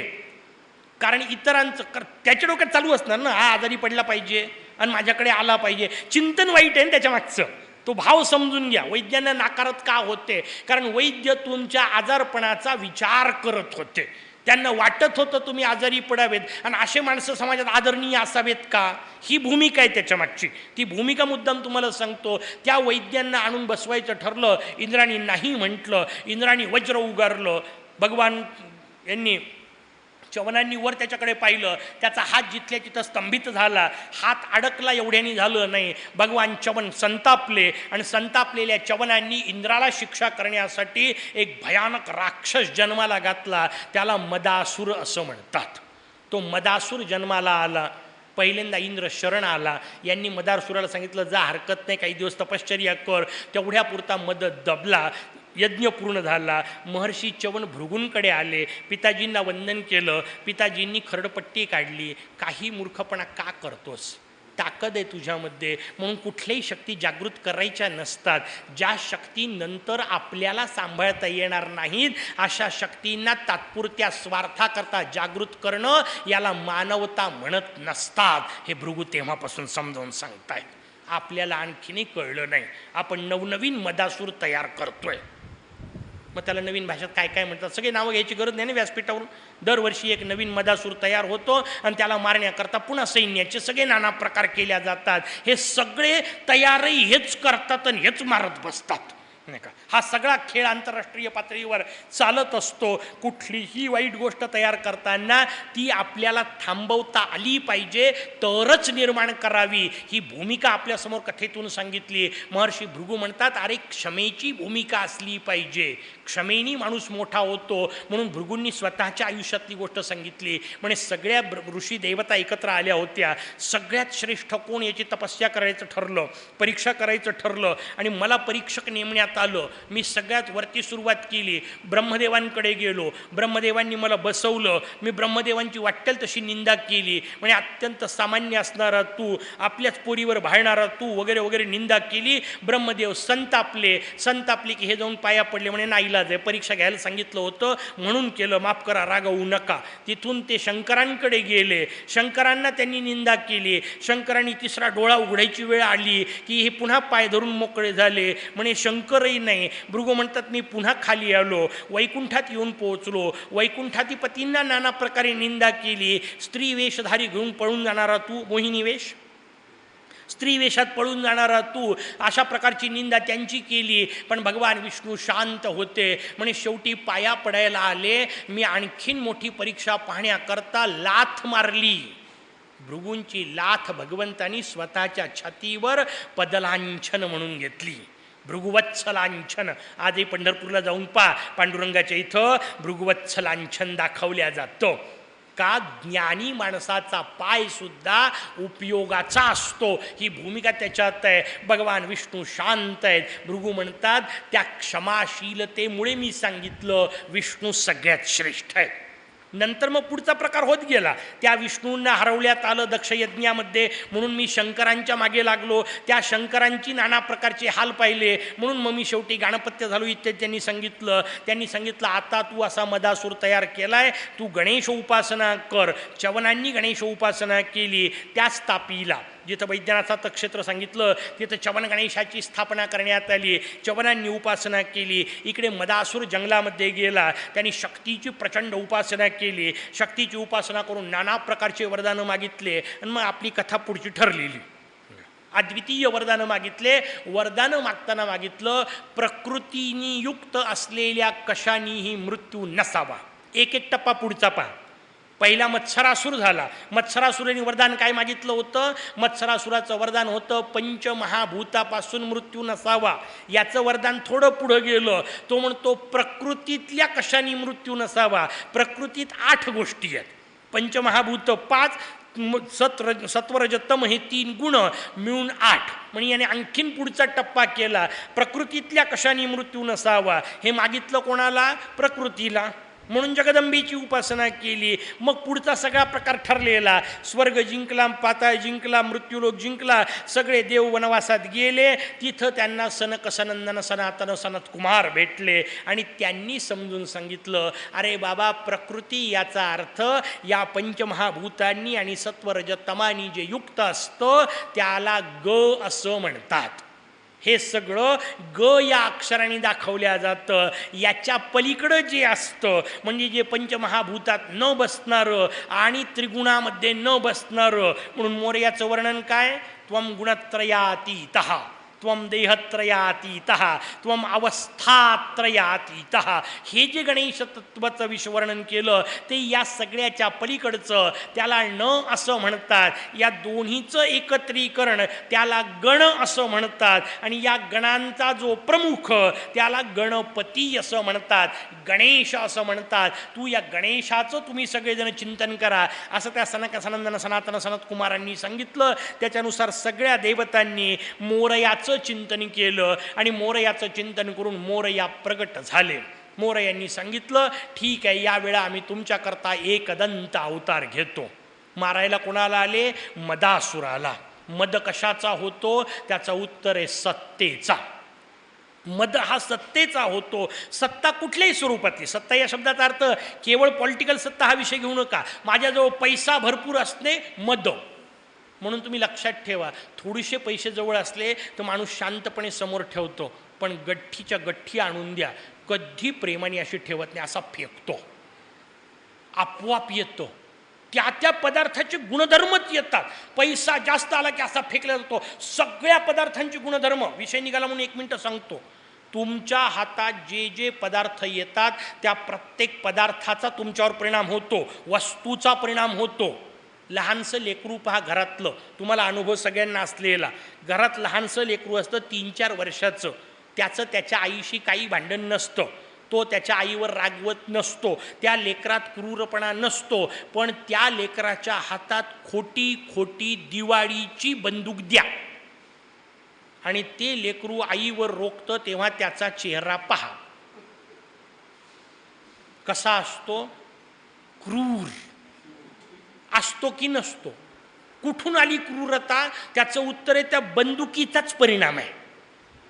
हातामध्ये आलेली वस्तू त्या वस्तूचा प्रभाव तुमच्यावर टाकते. उलट्या बाजूला हातामध्ये माळ घ्या, डोळे आपोआप मिटल्या जातात, कारण वस्तूचाच परिणाम असतो. दुसरं उदाहरण सांगतो. अनेकदा तुम्हाला पाहायला मिळेल शाळांमध्ये हा प्रकार असतो. वेगवेगळ्या प्रकारच्या वेशभूषा स्पर्धा असतात. त्या वेशभूषा स्पर्धांमध्ये अत्यंत श्रीमंताचं घरचं लेकरू भिकाऱ्याचा वेश घेतं. मला सांगा, त्यांनी दारिद्र्य कधी अनुभवलं हो? कधीच नाही. त्याच्या आयुष्यात त्यांनी दारिद्र्याचे चटके घेतलेले नाही. पण त्याचा चेहरा पहा, किती दीनवाणे भाव त्याच्या चेहऱ्यावर असतात. कुठून आले? पोशाखातूनच आले. भिकाऱ्याचा पोशाख घातला की भिकाऱ्याचेच भाव चेहऱ्यावर येतात. उलट्या बाजूला शिवछत्रपतींचा पोशाख घाला, नसलेली छाती काढून चालते की नाही पहा. का? कारण महाराजांचाच प्रभाव आहे. पोशाख घातला तर छाती चालते. महाराजांचं चरित्र अंगात आलं तर काय होईल ही शोभ पहा. शंभूराजांचं नाव घेतलं की अंगावर रोमांच येत नाही, त्याला माणूसच म्हणू नये. हा का माणूस आहे का? हे दोन चरित्र आपल्याकडचे अद्वितीय चरित्र आहेत. आमचे जेव्हा सगळे देव आम्ही सोबत घेऊन फिरतो ना, ती जी पेटी आहे आमच्या पिताश्री महाराजांनी तयार केलेली त्यावेळेपासूनची ती वापरतो. त्याच्या आतमध्ये छोटे छोटे डब्बे आहेत वेगवेगळे, प्रत्येक गोष्टी वेगळे ठेवायचे. त्याच्यात शिवछत्रपतींचा चित्र असलेला डब्बा आहे. मी लहानपणी, मला सहज आठवलं म्हणून सांगतो मुद्दाम, तर लहानपणी मी त्यांना प्रश्न विचारला, म्हटलं तुम्ही हे सगळे डब्बे केले, बाकीचे सगळ्या देवांना वेगवेगळे देव आहेत, देवांचे वेगवेगळे चित्र असलेले ते पूर्वी डबे मिळायचे, लोखंडी डबे, त्याच्यावर चित्र असायचे. मी त्यांना लहानपणी प्रश्न विचारला, म्हटलं बाकी सगळे देवांचे डबे घेतले, हाच एक डबा शिवछत्रपतींचा का घेतला? त्यांनी मला अत्यंत सुंदर उत्तर दिलं होतं. ते म्हणे, महाराज झाले म्हणून आपण देव घेऊन फिरू शकतोय, महाराज देवापेक्षा कमी नाही आहेत. त्यांचं नुसतं नाव घेतलं तर अंगावर रोमांच आलेच पाहिजे, त्यालाच महाराष्ट्रीय भूमिका म्हणतात. ती भूमिका आपल्यासमोर मी सांगितली का? वस्तूंचा परिणाम, वस्त्रांचा परिणाम. कारण आपोआप तसं वागायला, म्हणून त्या सगळ्या गोष्टींचे नियम सांगितले. काय घालायचं, कसं घालायचं, कुठे घालायचं, भानच गायब झालंय. आपण मंदिरात चाललोय हेच भान नाही. कोणत्या प्रकारचे कपडे घालावेत, कुठं घालावेत, कोणत्या रंगाचे घालावेत. काळ्या रंगाचे कपडे घालून मंदिरात जात असते का? चुकूनही घालवू नये. पण काळ्या रंगाचे कपडे, वाटेल तसे कपडे घालून ट्रीपला आल्यासारखे येतात, नसलं पाहिजे. बाकीच्यांचं जाऊ द्या, निदान इथल्यांचं नसलं पाहिजे. तेवढा तरी विचार आपल्याला सांगितला. हा सगळा भाव सांगत आहे मी मुद्दाम आपल्याला. मदासुर जन्माला आला, मद निर्माण होतो. कशाचा? सत्तेचा, संपत्तीचा, पैशाचा, अंकमधल्या गुरमीचा, पदाचा, जे जे काय असतं त्याचा मद निर्माण होतो. तो सगळा मद निर्माण झाला की संपवायला कोण येतात? त्यांचं उत्तर आहे एकदंत. कारण त्यांना एकदंत असतो. एकच दंत या शब्दाचा अर्थ एक तुटलेला दात एवढा नाही, तो अर्थ चुकीचा आहे. आपल्याला एकदंत म्हटलं की एकच अर्थ माहिती आहे, त्यांचा एक दात तुटलाय म्हणून त्यांना एकदंत म्हणतात. खोटं. त्यांना एक दात तुटला म्हणून जर एकदंत म्हणायचं असेल तर एक त्यांचा पूर्ण आहे आणि एक त्यांचा अर्धा आहे, म्हणजे त्यांना दीड दंत म्हणायला पाहिजे होतं की नाही? एकदंत कुठं आहे?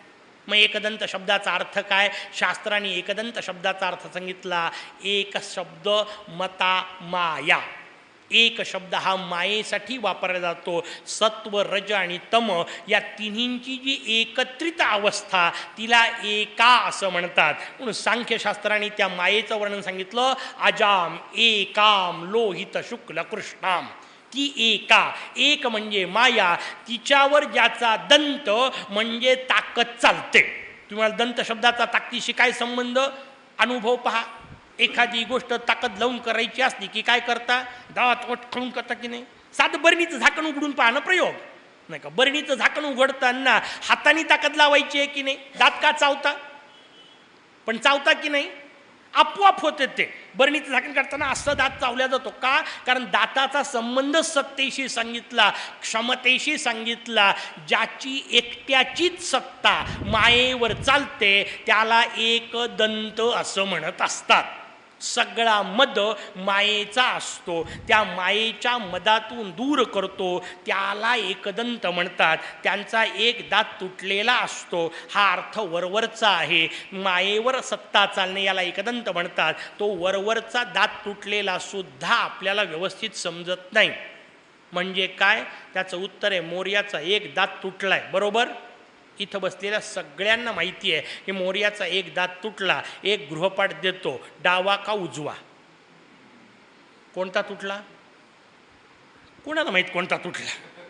मूर्तिकारांनी केला तो, चित्रकाराला जमलं तो, आम्ही कुठं पाहिला कधी? विचार करा, उद्यापर्यंत विचार करा. मोर्याचा दात तुटलेला कोणता, डावा की उजवा? काही काही प्रश्न गडबडीचेच आहेत हो.